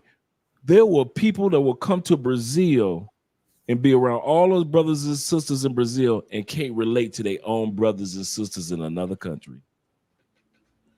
Yeah. That's another reason why Americans don't go nowhere, because they can't relate to nobody. Yeah. That's also another reason why a lot of people in the States are depressed, because they don't have a sense of resilience. One of the advantages of traveling and living abroad is that you're able to create a level of resilience, right? And self efficacy, right? That allows you to be able to thrive in another culture, another place. And so just the mindset that it takes just to do that, just the guts and the bravery that it takes to do that. There's actually been scientific studies that say that when you're able to build this kind of resilience, you actually improve your health and you live longer. So, I mean, for all of those who are thinking about traveling abroad and living abroad, I mean, just for longevity's sake, I mean, that's a simple biohack, if you will. So, and I think the term we all looking for, and I don't know if it's a military term, Ronan, is adapt and overcome. And that's what you've done. You have adaptability. Yep. Yes. You have adaptability. You've overcome those. And so we're talking about survival in World War III. Adaptability is the greatest thing you're going to need. You got to be able to adapt to your surroundings, your people, all of that. So those are skills that you may not think that you are gaining now. But if something happens, you are far better than a lot of people just on that adaptability and overcoming skill. And I appreciate you all letting me come in late, and I'm sorry for being late. It was a family issue, and make sure that my wife was taken care of. She's okay. One of the things that's taken place in the U.S. a lot of people don't realize is that the food supply is being quietly destroyed. And so before war happens, usually there's always some sort of internal strife that takes place that kind of disrupts the internal systems, right? You might look at water, you might look at electricity, you'll look at food supply, you'll look at roads, road maintenance, and all the infrastructure. All those things are attacked before the war actually starts. I mean, if you look at one of the U.S. tactics is that they always send in a group of people before war starts to kind of agitate, to elevate internal strife, and then also attack systems within those countries. And it makes it a little bit easier once there is a larger attack, because there's already been some pre-planning that has already been done. Exactly. So, true. I mean, we really need to take a look at some of the things that have already taken place, such as railroad derailments, right? Train derailments, water supply contamination in larger metropolitan cities, blackouts, rolling blackouts. A lot of these different things have already taken place in large parts of the world. So, I think that it's going to be a different kind of war, right? And I think, and this is just my own personal opinion, I think that these things have already started. That's what I said. Yeah. And I think some of it, I don't want to be a conspiracy theorist, and I'm not saying COVID was a conspiracy, but I think it allowed America and other countries to sit back and say, what would happen? How would we deal with this? If it goes down, how are the people going to react? And then they can develop a whole plan based on our whole behavior of what we've done. And that's the crazy part, that sometimes you can just plant the seed, step back, and our human nature will take over. I mean, game theory is all that's derived from. There's military strategists that look at game theory all the time to figure out where the highest mortality rate's going to be when it comes to, the first strike event. So they already study that. I mean, even in Kansas and Missouri, where I come from, they have limestone caves underneath the city that everybody knows that you can go there and seek shelter. It's where most of the films from Hollywood and everything else are stored because of the cooling effect it has underground. Right. But there's places distributed all throughout the United States that are already pre-planned to house, as many people that are aware, and are let in on it, but other than that, if you're not prepping on your own, you're exactly that, on your own. Wow. Very much so. I mean, when you think about it, to go back to what Fearless was saying, talking about the pandemic, they were saying, well, and they've been shown to be true, that the idea of being 2 feet apart from someone, that was made up. And the idea that if you wear a mask, now we're talking about a virus that is transmitted by air, and you need air to breathe, but they're telling people that they can wear a mask and that's going to save them from an airborne virus. And people bought that hook, line, and sinker. Now, the only way I can think about it is that you're just not breathing, right? I mean, anything that's in the air, and the virus is going to be smaller than, the mask, or whatever, the way that you breathe through the mask. And so, we major in the minors and some things that are so crazy that people buy into it, and then there's mass hysteria. And I think that people, passed or died more from fear of living through that than the actual virus. And that is psychological warfare. Yeah. False hope is better than no hope. Yeah. And so they give them the false hope to go there.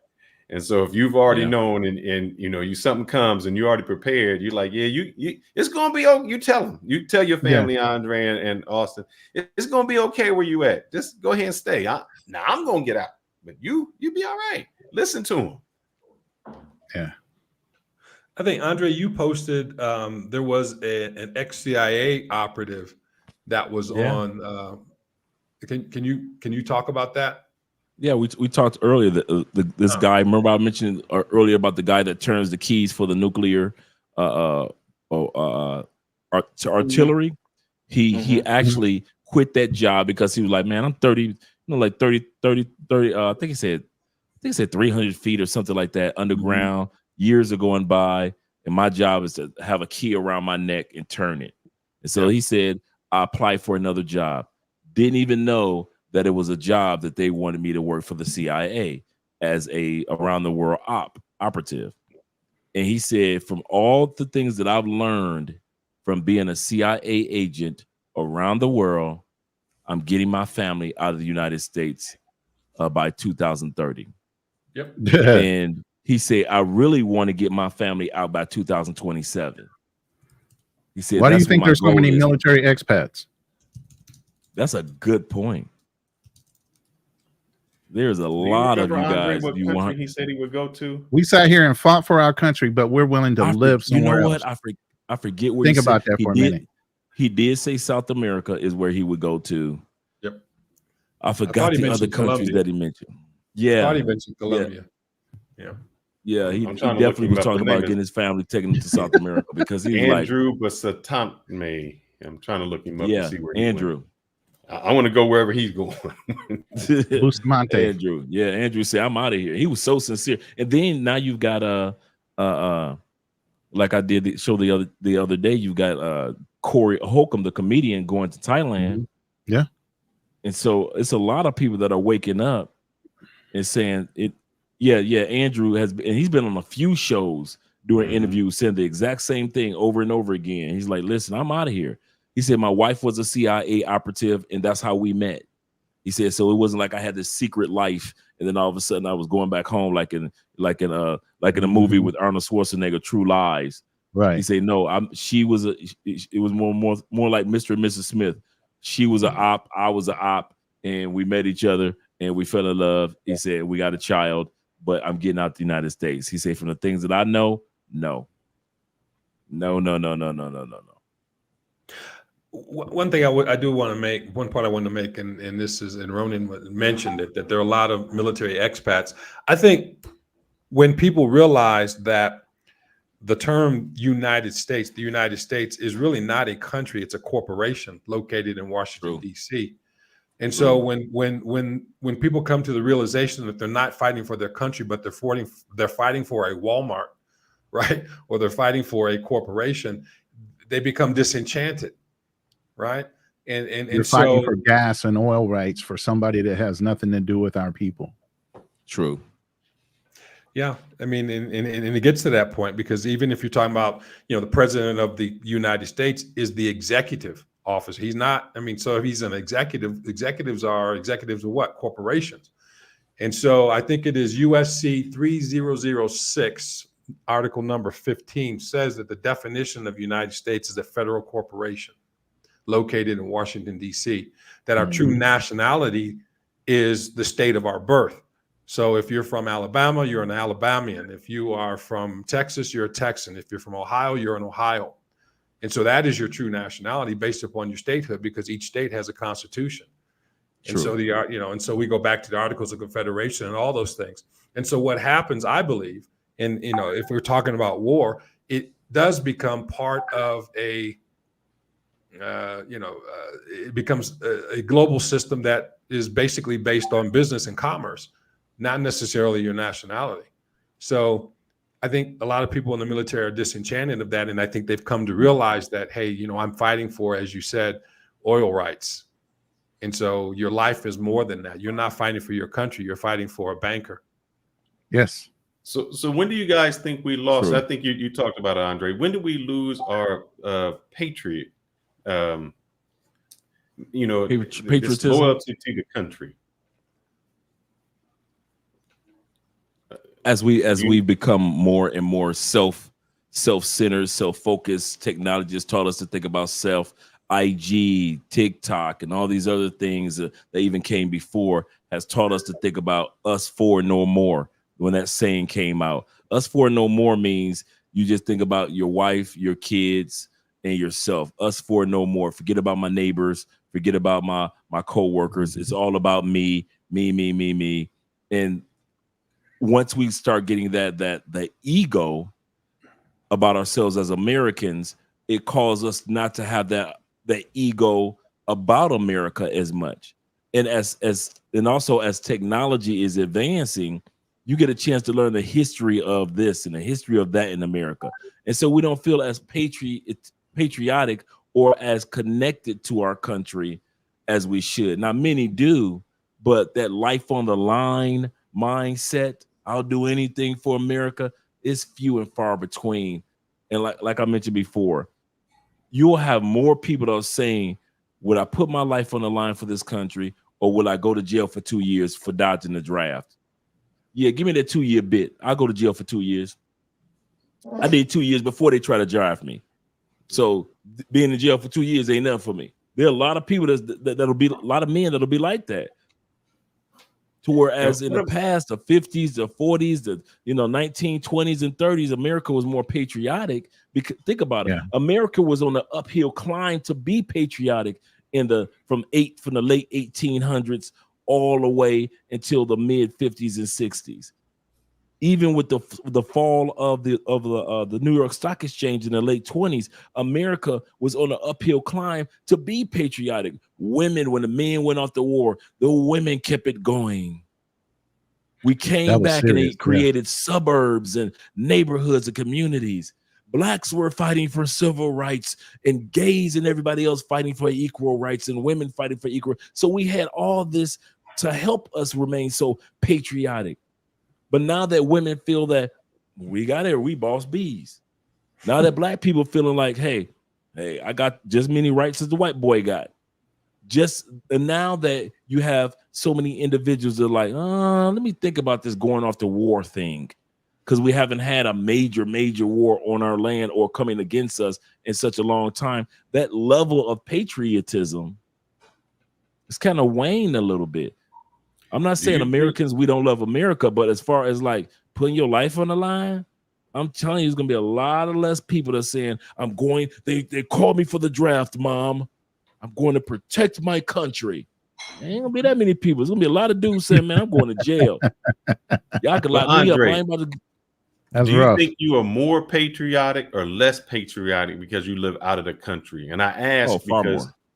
Yeah, when I'm an American, I have this. But what I discovered, and I still want you to answer the whole question. What I discovered was the news we get is not the news that the world sees us. How we think the world sees us is not how they see it. So when we go to another country, it's like, oh, no, we're good. And then they tell us all the things that, your country's doing this and your country's doing that.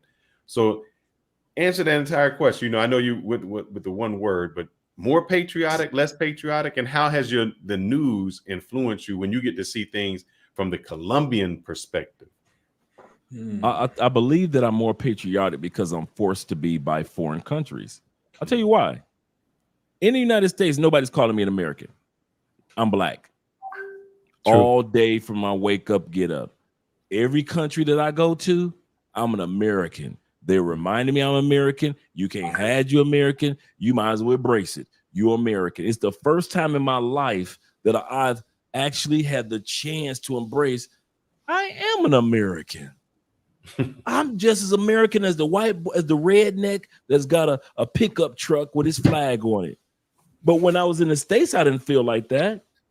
I knew I was American by paying taxes and going to work, and this is the country I was born in, but nobody on a regular basis was like, that's the American. He's the American. Let me introduce you to the American. Yeah. Mm-hmm. So that form of patriotism is there on a regular basis. No matter where Austin goes, he's reminded you're black. No, you're the American. Mm-hmm. You're always reminded of that. So you start to have an appreciation for, okay, yeah, I am American. It ain't just my white brothers and white sisters that's American. I'm American too. And so you enjoy that part. And that's what gives me the big chest of being an American that I never had when I was in America. Because when I was in America, they just told me I was black. Or they called you all N-word. day long. You was lucky to be black. You might be the N-word somewhere. Yeah, Yep. or the N-word. Yeah. You think that's what happened to Floyd, Andre? When he left What the States, he got that American. I'm gonna tell you something in all sincerity, Austin. I don't follow the great adventures of Floyd. I hear so much about it. I haven't watched one of Floyd's videos. No offense to the brother. I haven't watched one of the anti-Floyd rant videos. I haven't watched him when he was on a panel. I know very little about the brother. So as far as me and the brother Floyd, other guys, on the panel may can say something, but I've never watched anything about Floyd. I just hear it like in the background, like when I hear stuff about certain entertainers in the States, but I don't live in the States anymore, and I haven't listened to that. Like with the Amigos, I've never listened to one of those guys' songs. Mm-hmm. I have never listened to a Future song from beginning to end. I couldn't tell you, but I could tell you like a little bit about that. The Future or Migos. Same thing with Floyd. I hear the whispers, but I never actually sat down and watched anything of his footage or anything. Even on your show, when you're doing the Floyd things, I really don't tune in as much as when you have Floyd on as I do as when you have other guys on. Yeah, he's entertainment. It's your guy. Okay. I said good live. A week before the conflict in Ukraine happened, I told everyone I knew to leave, but they stayed. Some of them got harmed. I've been back in Ukraine and people are surviving. Missiles come almost every day. That's rough. Wow. War zones are not nice to be in. The fact that person went back. Wow. I think what hurts more is I seen a video where they showed the men that stayed and all of them had perished. And then the Ukrainians that left, they was in another country on OnlyFans. It was just like a contrast of what it makes to be a man and how a woman would do it. So you guys that think they faithful, they, when some war comes, that chick might be somewhere doing P for P, veterans know it better than anybody else. You go away, they call it Jody. Jody's getting your woman while you gone. Dear Jane letters. Yeah. Sound like a Marine. Dear Jane letters. I am a Marine. Semper Fi. Hoorah. Jody. Jody. Yeah, Jody. Many men cry. I don't know if that's before your time, Austin. You know what they talking about? The movie? Austin's the Jody. No, I don't. Yeah, I knew. He didn't know. He didn't look like he knew what it was. Take the man's lady. Man, go off the war. Austin still back. Yeah. What was the movie in Sniper? What was the line in Sniper? I'm not black. I'm the new black. I jump low. I run slow, and I take care of all the women folk. I dig them down. For real. Yeah, man. This dude's like, yeah, man. You talking about some hurt hearts, man. They got so many movies out there, black and white movies from World War I, World War II, of guys getting it, getting that letter from their girl, letting them know. They're the same guys that will wind up marrying a bar girl and bringing them back to the U.S.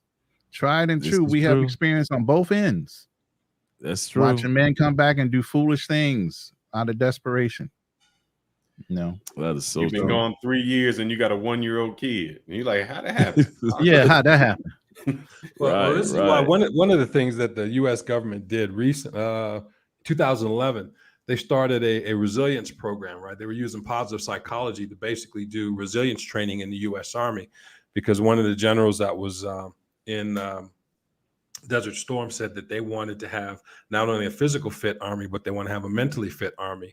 And so they're basically preparing them mentally since 2011 for resilience training for war and these types of situations as well. Coping skills, right? What happens when your family is affected because of your long deployment? How do you cope, right? And so they had to do something, because when you look at a lot of veterans committing suicide, drug addiction, divorce, all these different maladies that take place, you have to take care of the mind first before the body, really. And so now they've actually done that since 2011. and they've spent about $125 million on that program specifically. But unfortunately, it's 22 a day still. Exactly. 22 a day veterans commit suicide. Wow. Because of one reason or another. Them feeling helpless because they might be disabled or whatnot. They don't have any other missions. Here's the biggest thing military teaches you. They teach you how to departmentalize your feelings. Okay. You watch your buddy blow up next to you, that can't affect you. You still got a mission you got to do. You know, so at the end of the day, you keep on departmentalizing all these things. You get home, they don't decompress you, they don't debug you, they kick you out. You could be in war 1 minute and back on the streets the next. Yep. Now, the nice thing is if you have a family, they become your mission. You can make them happy. You can make sure your kids are well provided for. You can focus on them, but you still haven't dealt with that deep-rooted issue that you departmentalized. Once you have no more missions, once your kids are grown and it's an empty nest, that's when all those demons start coming out. And this is why it's important that you have a spouse that has a high emotional IQ as well, that someone can actually empathize and understand what a veteran goes through. A lot of times, thank you, Shane. Yeah, a lot of these movies, they glamorize and they glorify war. War is nothing every bit of hell. No. And then, you know, if you have a person that's gung ho that wants to go to war, you're talking to an idiot. A lot of officers, believe me, are idiots. They want to get that medal on their chest. They'll volunteer you for some stupid ass shit. Yeah, I went through OCS program with the United States Marine Corps, and you know, physically something took place, and that precluded me from continuing in the program. But you know, just that short experience, as you said, at the officer side, you know, I do believe in the Peter principle, right? That they elevate people who have no business being elevated. Exactly. Here's the trick, though. I dropped out of college to go in the Marine Corps because my recruiter didn't let me know about OCS and didn't allow me to stay in college. And guess what? I went in the Marine Corps. I ran into a lot of those idiot officers. I'm going to say something a little controversial. How can I put this? When you're older, and I may not say the second half, when you're older and try to go into the service, is it harder? Like if you're 30 years old compared to a younger person, and why is that? And I was going to make a comparison to older women and younger women, but I'm going to stay away from that subject. So I would say it depends on your fitness. You could still be 30 and still be just as much a hard charger, but even you think but do you think mentally when you've gone through life, because I remember the boxer, and if you guys help me out, there was a boxer, a heavyweight boxer, who later on tried to go into the Marines. Riddick Bowe. And he lasted like a couple of weeks and was like, yeah, I ain't doing this. Mentally, so it wasn't the physical part. It was just he was too old to have somebody, and I don't want to say brainwash, but just try to reinvent him and try to say, you know, these are the skills you need to know, and this is the regiment you need to stick to. Todd and I will both tell you, alpha men go into the Marine Corps. You know how many of those alpha men actually make it through boot camp? There's a lot of guys running around here with their chests all pumped out, all buffed up, and can't hang for shit when it really comes down to it. When the bullets start flying, are you running toward it or are you running away? Exactly. Guess what? We're primary on eliminating everybody that's going to run away. Yeah. The average, I think it was in World War II, Vietnam War, on amphibious assault, ship to shore, the average life expectancy of a second lieutenant United States Marine Corps was 7 seconds. Man. Now, why would I want to go to a program where my lifespan is going to be 7 seconds on an amphibious? There already got to be something wrong with you. Got to be. And so I'm going to answer the question this way. There's a reason why 18-year-olds fight wars and 60-somethings are generals. T-Max says, Simplify Brothers. I was 35-21 with 3rd Angel Code, San Diego. Of course, I started off with NAPS and then went to Marines and engineering school. Okay. Simplify. It's just it's in us, man. The minute we hear it, we gotta say it when I back. hear that. Simplify. I still get excited when I hear that. You know?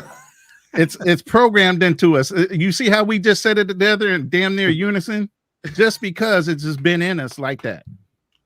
And that's how they browbeat you into reacting just without thinking. You react. Wow. Sleep deprivation, limited food. They PT you to death, right? OCS was 12-hour training days, 6 days a week. First 2 weeks, we didn't bathe. Well, I mean, we got 2 minutes. If you had 2 minutes alone in the head, you were happy. Take that bird bath in the sink. The head is the bathroom. Yeah. So, I mean, it was. I don't know if brainwashing is the correct term to use, because it's a volunteer. You volunteered for it, right? So what if there's a draft? I know that's what Austin was saying. You know, hey, say he comes back on a visit, he's in Dallas, and all of a sudden all hell breaks out and there's a draft. How do you think that you could get this generation, his age, 18 to 25, because maybe they're not all alphas, maybe they're haven't been there. Do you think you can indoctrinate them into service? Allow me to. This is just my own opinion, and I think that this whole move to the draft is a way in which to get more of those young men who came across the border illegally to try to get a pathway to citizenship. So I don't think it's more so for those that are, the Austin Hollermans of the world. I think it's for those individuals who had to be alpha males to walk from Colombia across the border to the United States, and they're running with, looking behind their back, right? I think it's more for those. I mean, we already see that there was over 500,000 people who can apply now that married U.S. citizen, but they have been living in the States illegally. I think that now they're going to be able to get paroled, to be able to get their employment applications done and all this stuff. I think that all of this is for them. I really do. That's just my viewpoint. Noah the Great says, love crossing borders. I make $5,600 a month. What should I do to keep saving? What should I do? Keep saving and move right now. Damn, that's a good salary for a month. A monthly rate of $5,600. You can go anywhere in the world with that. Yeah, that's what I'm saying. There is, except for the United States. But, if it were me in Austin, seriously, if it were me, I would begin the process of scheduling at least one trip to a country that you're interested in this year. Schedule that trip for this year. Like I mentioned earlier, don't waste your vacation days on trying to eat turkey and Thanksgiving with everybody this year. This year, use those 2 vacation days, add maybe 1 or 2 more. Like when everybody else is gone for the turkeys, you're going to be going out of the country. Use it for that.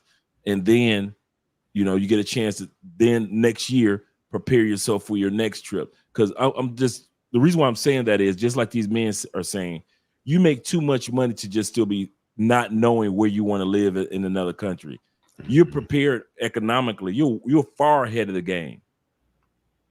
You're way ahead of the game economically. So you should not be questioning, is this enough? Your question now is, where am I going to go now?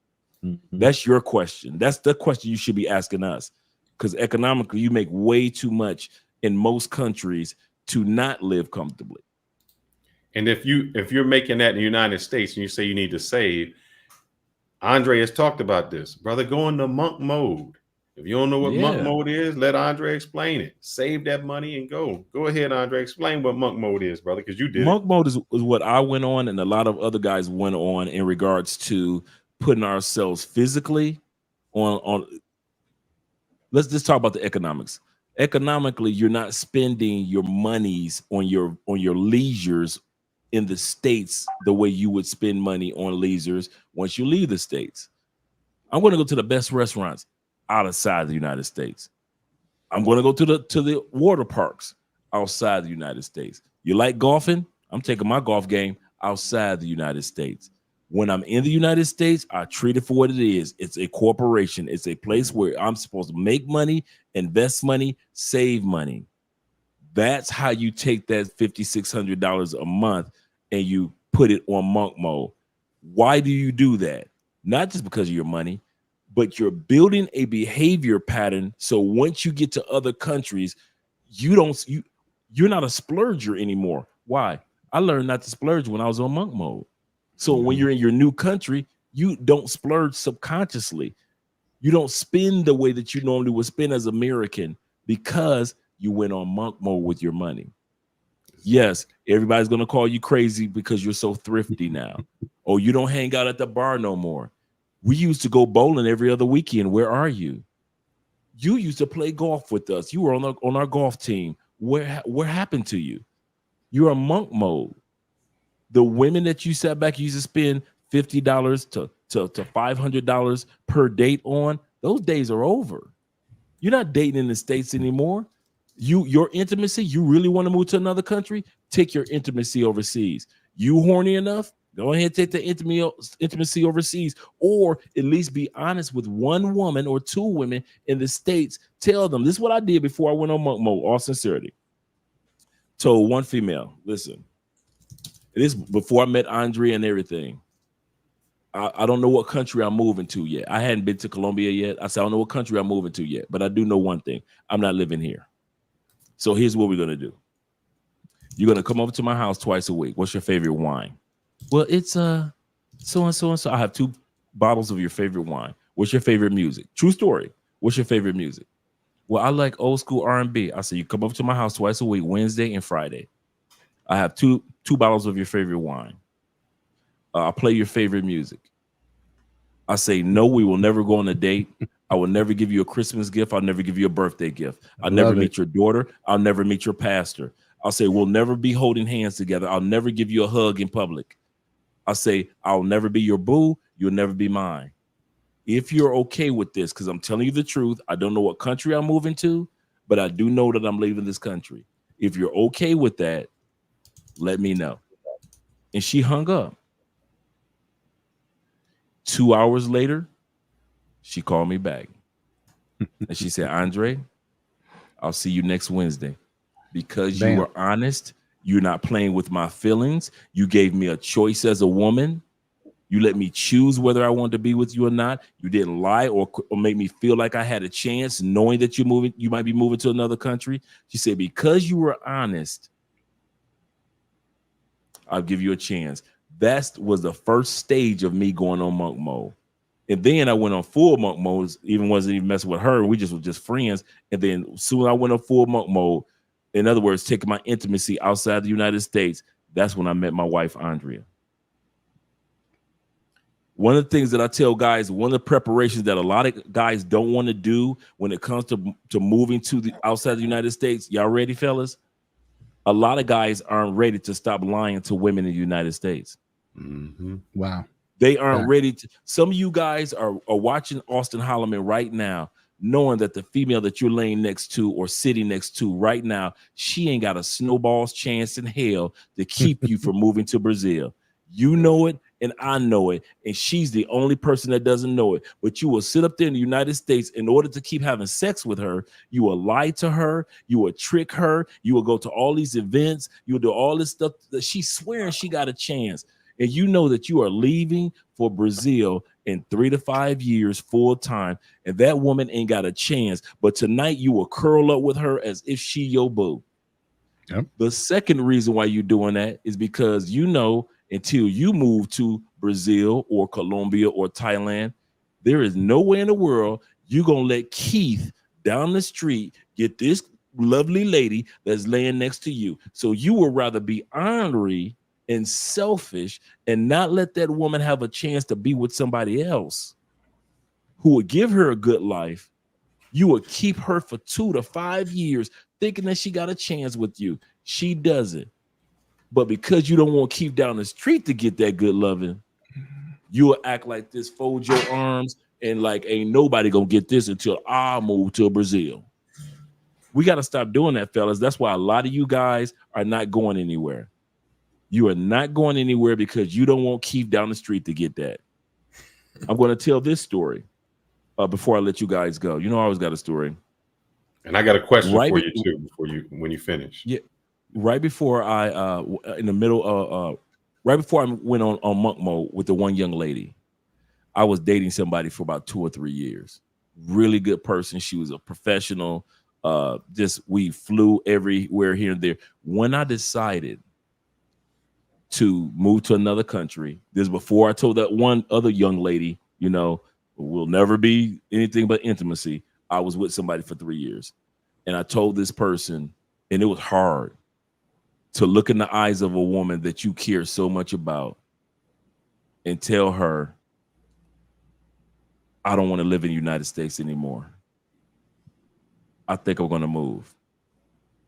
And to see one of the most beautiful women that you've seen, who has been with you through thick and thin, traveled everywhere across the United States, break down like a little girl and cry, and the tears rolling down your chest, and you trying to hold her and comfort her because you just broke somebody's heart, and you just broke your own heart because you said, if I stay in the States, I know what life can get me with her, but something is telling me there's a different life waiting for me over here.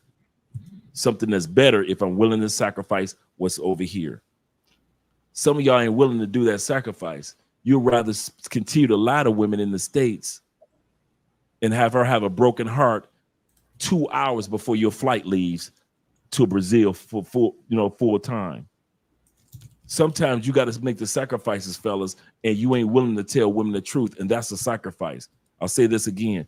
Being honest with women is a sacrifice if you plan on moving to another country.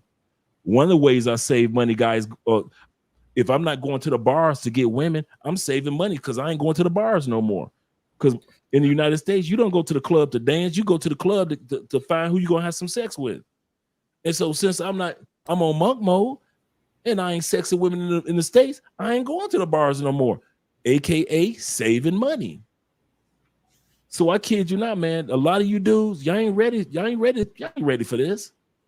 That's why I say most of y'all gonna stay right where you are, and y'all watching Austin year in, year out for entertainment. Because at the end of the day, I kid you not, man. Sacrifices need to be made. Here's the irony of it. I'm going to end it. I'm going to let you finish, Fearless. Do you know about a good 2 years later, I got a call from her and her husband. Oh, wow. And I got a chance to talk to them. Great couple, doing amazing together. What if I was selfish and I kept her around? I would have never met Andrea, my wife. I've probably been out there whenever I went to South America just wilding out. I never would have had that 1 year with the one young lady that said, you come over 2 days a week. Never would have had that experience. I never would have knew what monk mode was, meaning put my money on hold in the United States, just make money in the States, but I spend my money in other countries. That wouldn't have happened. Content creation wouldn't have happened. Meeting all you guys wouldn't have happened if I was selfish. If I had spent that moment in time thinking about me and not being honest with the woman. And some of you dudes, the only thing that's holding you back is not your money. It's not because you ain't got a country that you're interested in. It's not because you don't have a city that you want to go to. It's because you so busy lying to women in the United States. It's so hard for you to be honest with a woman and tell her, baby, the reason why I can't do this, I know we've been together 5 years, but I want to move to Chile. And you ain't got the balls to be honest and tell that woman that truth. And since I had the balls, and it hurt, brothers, it hurt to tell that woman that truth. Want to hurt me? To see, bruh, it hurt. It hurt me to sit back, and your story is not my story. So at the end of the day, to sit back and see somebody else going through pain that I cared about, I had to make that sacrifice. But I tell you guys, it's well worth it in the end if that's a part of your journey. And this is a question for the entire group, but I'm going to phrase it differently for each person. So first, I'm going to go to Andre. Do you think that your part when you was in prison played a part with you being able to be in monk mode in two parts. Because I know a lot of people say that my life was in a locker. That's my whole existence in a locker. And that goes to the guys in the military when they say my whole life is just in my locker also. Same to Austin. When you say I don't need all these things because if it don't fit in my suitcase, it don't help me. So did that help you get to the things? That's that a big you suitcase. Need? Yeah. do you ever see Austin's suitcase, man? No. Man, that's a big suitcase. That's a locker.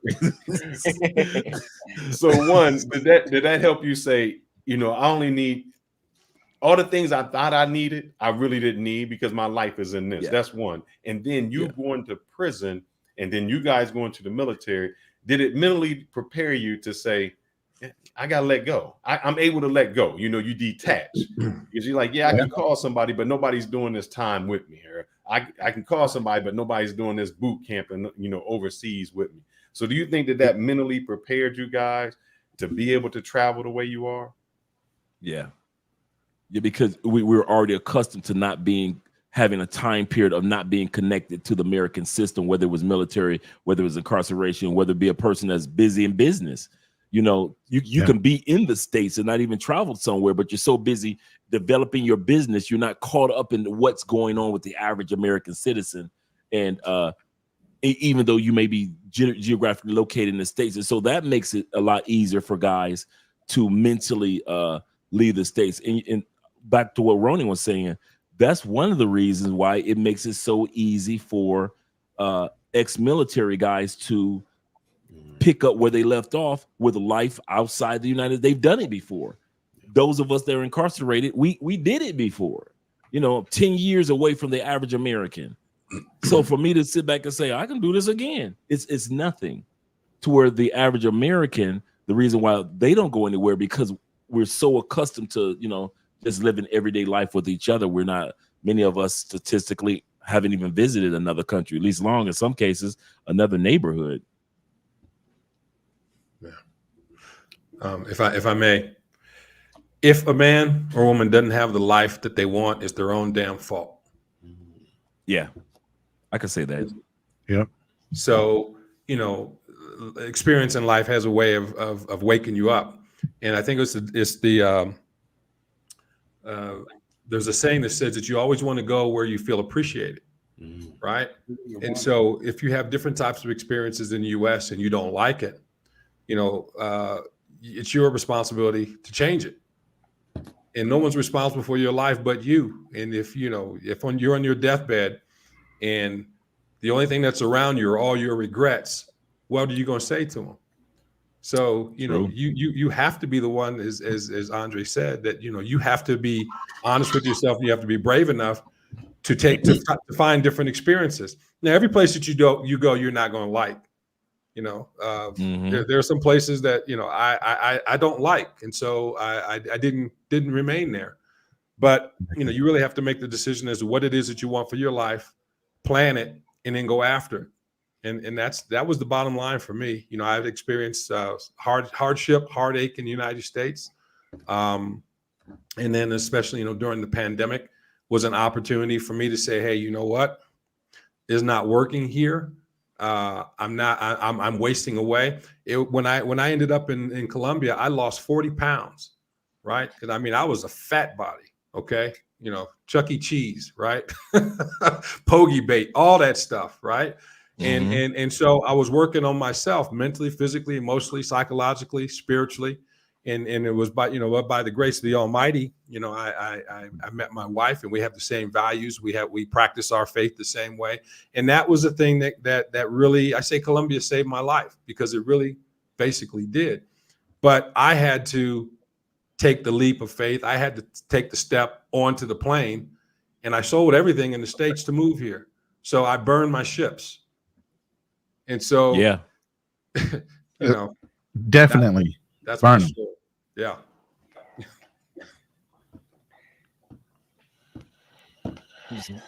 Austin, what about your experience, brother? I mean, I want to know about you, because for someone your age to say, I'm going to disconnect from the American society and I don't have to worry about all the new, because I was like, man, all the shoes I got, You can't bring all the shirts, all those things. So how was you able to mentally say, I can leave all that behind? Whatever I bring in this big old suitcase that Andre told me about, you got. Hey, how was that mentally for you? Well, it was easy for me because what I was traveling for wasn't a material. So I was going to chase happiness and a better social life and a better quality of life, which you can't put in a suitcase. So really, I just needed enough clothes just to wear, basically. I just needed enough to get to South America and enough to wear 5 different shirts for the week. And that was all I needed. And I bought probably 50 shirts, and I'm still in that same mindset. I still probably wear the same 5 shirts, not the same 5 shirts, but I have a routine of wearing 5 or 6 shirts. You can see me in the I'm literally traveling with about 50 shirts, but I'm only wearing 5 of them. And I think that rotation matters. Yeah, it leaks over me leaving everything that I have always known in the States, which wasn't that hard for me for some reason. I was really fed up. Yeah, I was really fed up. So it wasn't that hard for me to leave like some people. Like some people ask me, like, what about your family? This is going to sound crazy, but it wasn't that hard for me to leave. And that doesn't mean that I don't love That's not crazy at all. Right. It is. They didn't do anything to me. It was just like, look, I got to do this for myself. This is what's going to be good for me. Austin, one of the things I talk about a lot is young men breaking the cycle of son husbands, where your mother browbeats you into believing, I gave birth to you. You need to pay attention to everything I say and do everything I tell you to do. No, this is not the cycle of a man. Okay. So I encourage every young man to break your son husband role within your mother's life. You are an independent man. You're charged with doing so much more without that limitation. If your mother doesn't understand, that's not your problem. That's hers. But in any tradition, a man runs a household no matter what age. You might take counsel from your mother, but she does not rule over you or dominate you. Do we lose that somewhere, that rite of passage? Because I know that, most of you guys that went to military, you left and came back a different person. I'm sure, Andre, when you left, you came back a whole different person. Right. And even you, Austin, do we lose that kind of rite of passage as men? Because that seems like that's what made us a men. We leave out as boys and come back as men. That's a good point. Well, being average is overrated. And so what happens is that people get comfortable. Right? They get comfortable in their own circumstances. And so I think comfort is one of the biggest enemies of being a man, right? Exactly. If you're comfortable, something's wrong. There's no challenge in comfort. No. So yeah, you're absolutely right. There's something wrong if you're comfortable as a man until you're of a certain age. Then you should be looking towards comfort and peace. Yeah. Yeah, without a doubt. Well, I put in a chat. Will said we're going to get some of these sons hurt up in here. Hey, so be it. I put in the back of the chat. There's a lot of people that talk about finances. If they go to www.numbeo.com, they can compare prices from different cities in the U.S. to different cities abroad. And so I would say, I hate this term, do your own research, but I say do your own research, but I give receipts. Here's where you can go and do your research, right? True. So you could check the prices and you can see the differences in just the quality of life, right? And just whether it be a nice restaurant, where it be eggs, where it be milk, you can actually do a price comparison and make the decision for yourself. I like that. It's true. It even goes all the way down to your apartments, 1 bedrooms, 2 bedrooms, 3 bedroom apartments toward the bottom of the list. It talks about you. That list also talks about your utilities compared to United States, your cell phone bill compared to United States. So all those things are there on the list. So you guys definitely want to take advantage of that link that Todd dropped, because I use it all the time. I use it during consultations, and it lets you know, even by percentages, how much more you would be paying for a particular place in the United States compared to the the country that you might be thinking about moving to. Oh, I That see is why an you like it awesome there, site. Austin. Yeah, that's an awesome site. It says Sao Paulo is 47%, 49% lower than Dallas. Oh man, I know why you like it there. Yeah.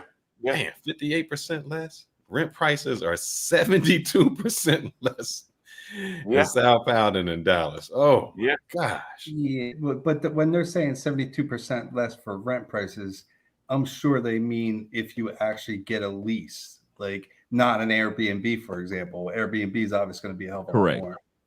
Correct. Yeah, you definitely got to have a lease to experience that, because Airbnb here is $1,000 a month. At minimum, it's seeming like, for a reasonable spot. But if you stay here, yeah, it's gonna be about $500. Yeah, if you want to live in a safe spot. I kind of want to address the concept of safe, right? That's really relative, right? A lot of people think that, Colombia, is Colombia safe? In a lot of ways, it's safer than Detroit and Cleveland. Okay. Oh, yeah. And so it's the way you go about things as well. For example, I mean, where I live, I'm in Bogota, and Bogota is the capital of Colombia. And so there's a lot of stuff that goes on here all the time. However, if you're smart, if you build relationships with the community, right? If you become integrated within the community and people know that you're not a jerk, and you low profile and you give respect, do respect where it's needed, they look out for you, they protect you, right?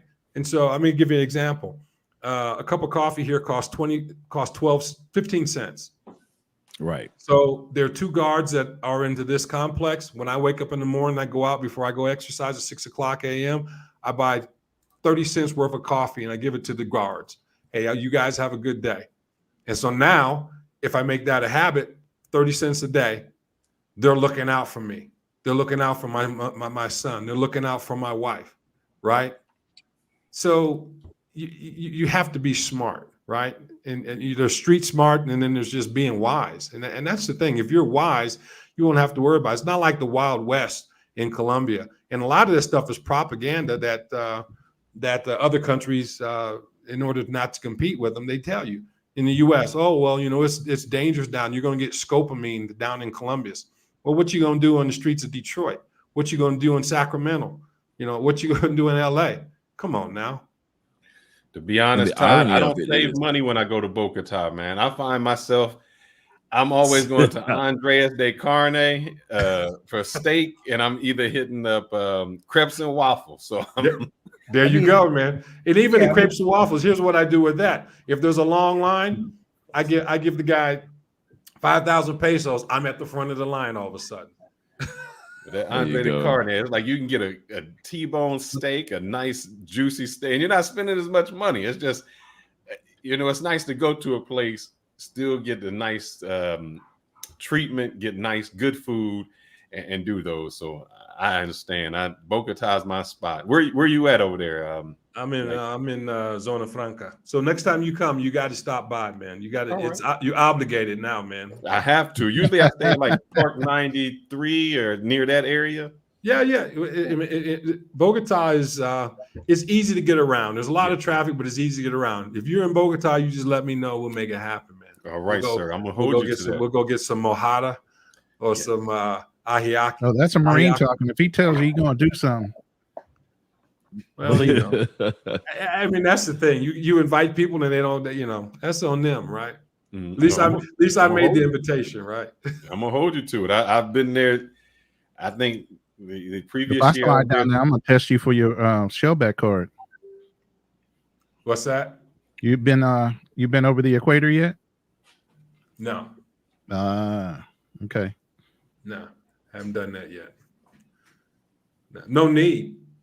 I'm happy with it. Well, now, yeah. No, I was during the military. If you go overseas, you go over the equator, you get a shellback card. You go through this whole indoctrination. No, so then it's a challenge. It's like a coin. You challenge the next person in the bar. Correct. If they have it or don't have it on them. Correct. No, I haven't been across the equator. No, I haven't done it. Been near it. Oh, we did that one time. We came near and we didn't get to go through the ceremony. You had to do it all over again the next time we went on float. So yeah, get it. Yeah. I'm gonna hold you to it, Todd. Put in the private chat, please put your either your WhatsApp or your email so I can contact you. Okay, no worries. No worries. I'll do that now. We'll wrap it up here in about 5 minutes. We're almost at the 4-hour mark. If anybody else has anything else they want to input. Yeah, but one of the reasons why I joined, right, was because I think you guys are acting as if it's a hell of a lot cheaper to live in a different country than it is. And like different people, like, you know, different, I think like different people are at different stages of their lives. Like the one dude said he's making like 56,000 a year. And we're acting like that's good, right? But that's your medium salary in America. And Actually, it's 35,000 median salary in the U.S. Man, Correct. but look, that's I don't know. You can share that stat because I don't believe that's the truth.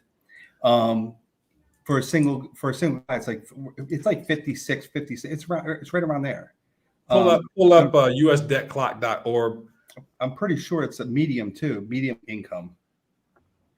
Which I don't know if it's for family or individual. If you pull up usdebtclock.org, you look at median income, it should be around 35,000. Wages have not increased. Wages have not increased since 2000. In 2004, I think since 2000 to 2004, wages have only increased by $4,000. Yeah, I just saw. I do see the average says 37. I'm an economist. Let me look up medium. medium. So your point was beyond the medium amount. What was your point that you're about to make? My point is like 56,000, for example, right? I'm pretty sure it's the medium income, right? For a single person, right? The problem is somebody. I do agree with the monk mode, right? Like if you set your mind to it, get in monk mode, actually cut your expenses and live cheap, live below your means in the United States. You start preparing yourself to live in another country. You get yourself in the habit, like you said. I agree with that part. But the problem is you then have to go to another country and you got to earn money. Like it's you could save a lot of money, but you better have some kind of income. Or we discussed that earlier during the panel. Well, I agree with you, but we discussed that portion earlier in the panel in regards to making sure that right now, if you want to make a career change to online, whether it be IT opportunities or whether buying a company online or whether you already have established Airbnbs or some rental properties or certain investments in the states that are making a residual income for you. So you're absolutely correct that you can't just sit back and say, okay, I've got $36,000 or $56,000. I'm leaving the United States. But if you're a person that is ex-military, your money will go far. If you're a person that is on a pension, you worked for Chrysler, Ford, or GM, for example, and now you put your 22 years in, and now you're living off your pension, and you're making like $3,000, $4,000, maybe in some cases $5,000 a month. And if you're a person that is on Social Security, the average Social Security recipient brings in about between in the United States, $1,500 to $1,700 a month. Yeah, the average American in the United States. So if you're flying solo, like you were saying, you're living a solo life, you can live in many countries a comfortable life. Now, you're not living the best on Social Security, but you're not back in the States struggling with that Social Security check. And that's the difference. And then if you're on Social Security and you're eligible for SSI, depending on your state, you get those benefits as well. So you're right. You do have to have a monthly income that's coming in. But I kid you not, for those that, such as the gentleman that says that, for example, cut from a different cloth, he says, brother, I said that I make $5,600 a month. So he makes a little under $80,000 a year. $80,000 a year is not needed to live in most countries, all 12 countries in South America. Hell no. No, you on that money you'd live well, but the point is, can you make that money abroad? That's the point, right? Like, and I finally found the average. The average annual salary in the United States was 59,000 according to the whatever in 2023, which is interesting. But and then 2022 was 56,000. And that's according to the U.S. Bureau of Labor Statistics or whatever, U.S. Bureau of Labor. But the point is a person can make that money here. Just say it's 80,000, 5,600 a month, whatever. I'm not going to get out my calculator, but you know, if he's making that money here, it still doesn't make it. I think the advice you gave him was go into monk mode, stack your cash, and then take a vacation and visit some country. That's not what no. And I understand what you're saying. Yeah, the reason you probably heard us at that particular stage of the 4 hours that we've been here, but earlier on we talked about you need to have, like you were just saying, you need to have monthly income coming in. Most of the people in the panel have been discussing what they make per month. Can they live comfortable in certain parts of the world with what they make per month? They're not saying, okay, I've saved 56,000. This is going to last me a lifetime. They're not saying it like that. They're saying, hey, I make 5,600 a month. Would that, and I'm able to translate that or transfer that on a global scale, that 5,600, is that enough for me in the country that I'm moving to? And I would say, absolutely. If they are able to take that $5,600, I give you another example of $5,600 that a person may not be working online. When I first started this journey, there was a young man at 23 years old, like Austin, moved to DR. When Taylor Made Dreams interviewed him, he was 27 years old. You know what this brother did? How he could afford to live in DR at 23 years old. He was a tax accountant. He would go back to the States for 4 months during tax season. Yeah. He would not do any. He had businesses that he did taxes for and individuals that he did taxes for. He said, I don't club, I don't party. He said, I visit my family and friends. He said, but it's all about 4 months of 100% work. So I can live 8 months in DR. So a person doesn't necessarily automatically have to give up their whole career, but he put himself in a position that, listen, I may not have been a tax accountant 2 years ago, but I realized being a tax accountant could get me in a position in 2 years. So he put himself in a position, went to school, did what he needed to do, got his opportunity, and he's ran with it. And so now, since the age of 23 and beyond, the brother's married. Come to think of it, he's married now. Gorgeous wife that was in she's from Bermuda. Great couple. I knew the wife before I even knew that they were even married. And so the opportunities out here compared to maybe 15, 20 years ago when everything wasn't the way that it is technologically is far greater now for people to do this compared to in the past. So we don't sell the idea of what you initially said. You guys make it seem like it's easier than what it is. It actually is easy when you put your mind to it. Just like losing weight is a lot easier when you put your mind to it compared to when you're lollygagging with it. And the thing is, Andre, so I know a guy who also, he did lawn care service. So from like April to September, he did all his lawn care and then he was gone. So it's like 4 or 5 months out of the year he was gone. During the winter months, you can't cut grass. Yep. And Papi Rico, you know how I know this possible? When I was in Kentucky, there was a group of, I'll say, migrants. It was, they would come up and they was helping the guy out with his tobacco fields and they would travel on. They would work in the United States just farming for that time. And then they go back to their country in Mexico and live like kings. When this guy showed me his house in Mexico, it was better than the farmhouse he was working at. So they thought he was just poor doing that. Nuh-uh. He was making money. And so if you do that, just imagine this. And they actually have them in North Carolina too. Yeah. So just imagine if you work 5 months and then you got 7 months to strategize and plan. The problem in the United States is people say, I don't have time. When I try to go through IT and I try to tell them, man, you just need an hour a day. And this hour a day, you can do it. People can't find an hour in their day. So imagine I've worked 4 or 5 months and now I got 7 months to do whatever I want, to think, to plan, to make something happen, to better myself. If you can't do if it takes you 7 months and you still can't figure it out, that's a problem on you. But that's the difference. So those guys who can do something short term, to think of their long term, to think of their lifetime. That's the difference.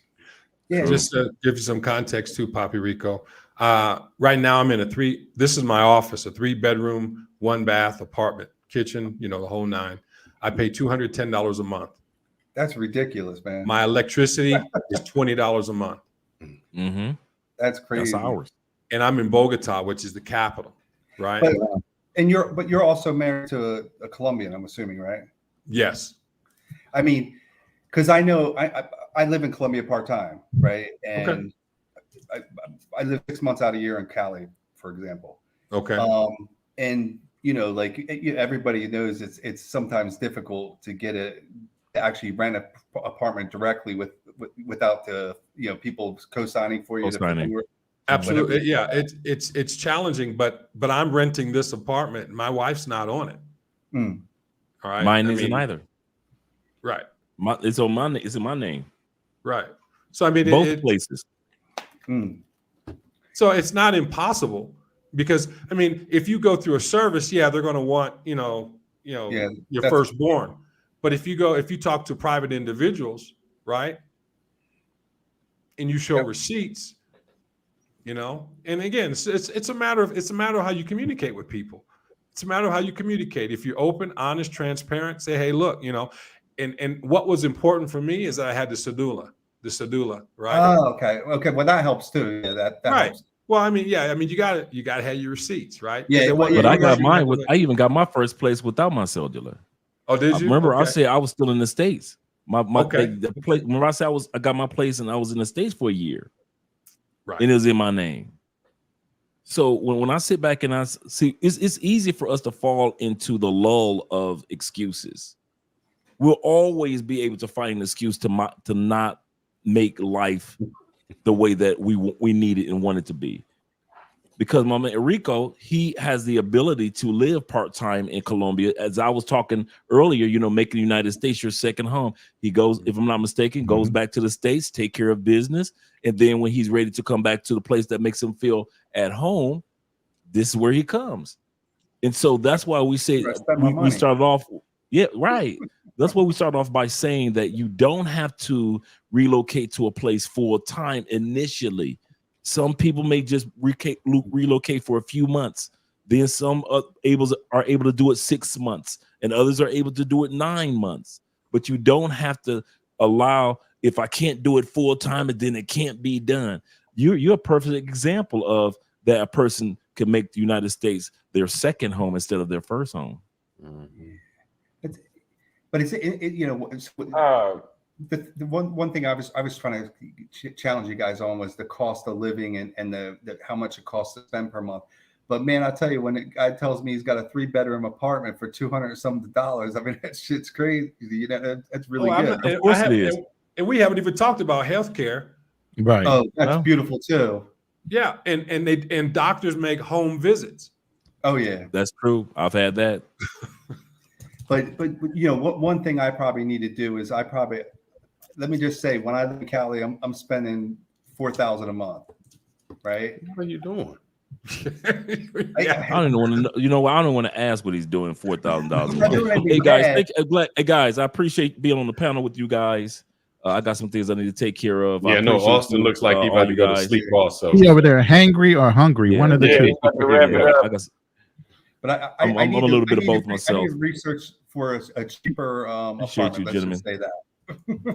T-Max says, come on, brothers, let Austin get some sleep so he can rest up for us. Thank you very much for the super chat. I appreciate all y'all coming on today. Great discussion. It'll be a playback. Probably could chop up 3 or 4 videos out of this one, so maybe even 5. So we're going to try to switch some of these conversations to stuff like this. I've had enough talking about hooking up. I think people know. They know. I don't think we need to keep talking about it. Well, y'all not talking about it like I am, but yeah, I'd rather talk about World War III for right now. The fact that that's an easier conversation means a lot. Yeah, because it's not as many trolls, man. I don't have to sit there and look at these comments and get annoyed. The people are constantly trying to get on my nerves in the chat when we're talking about women.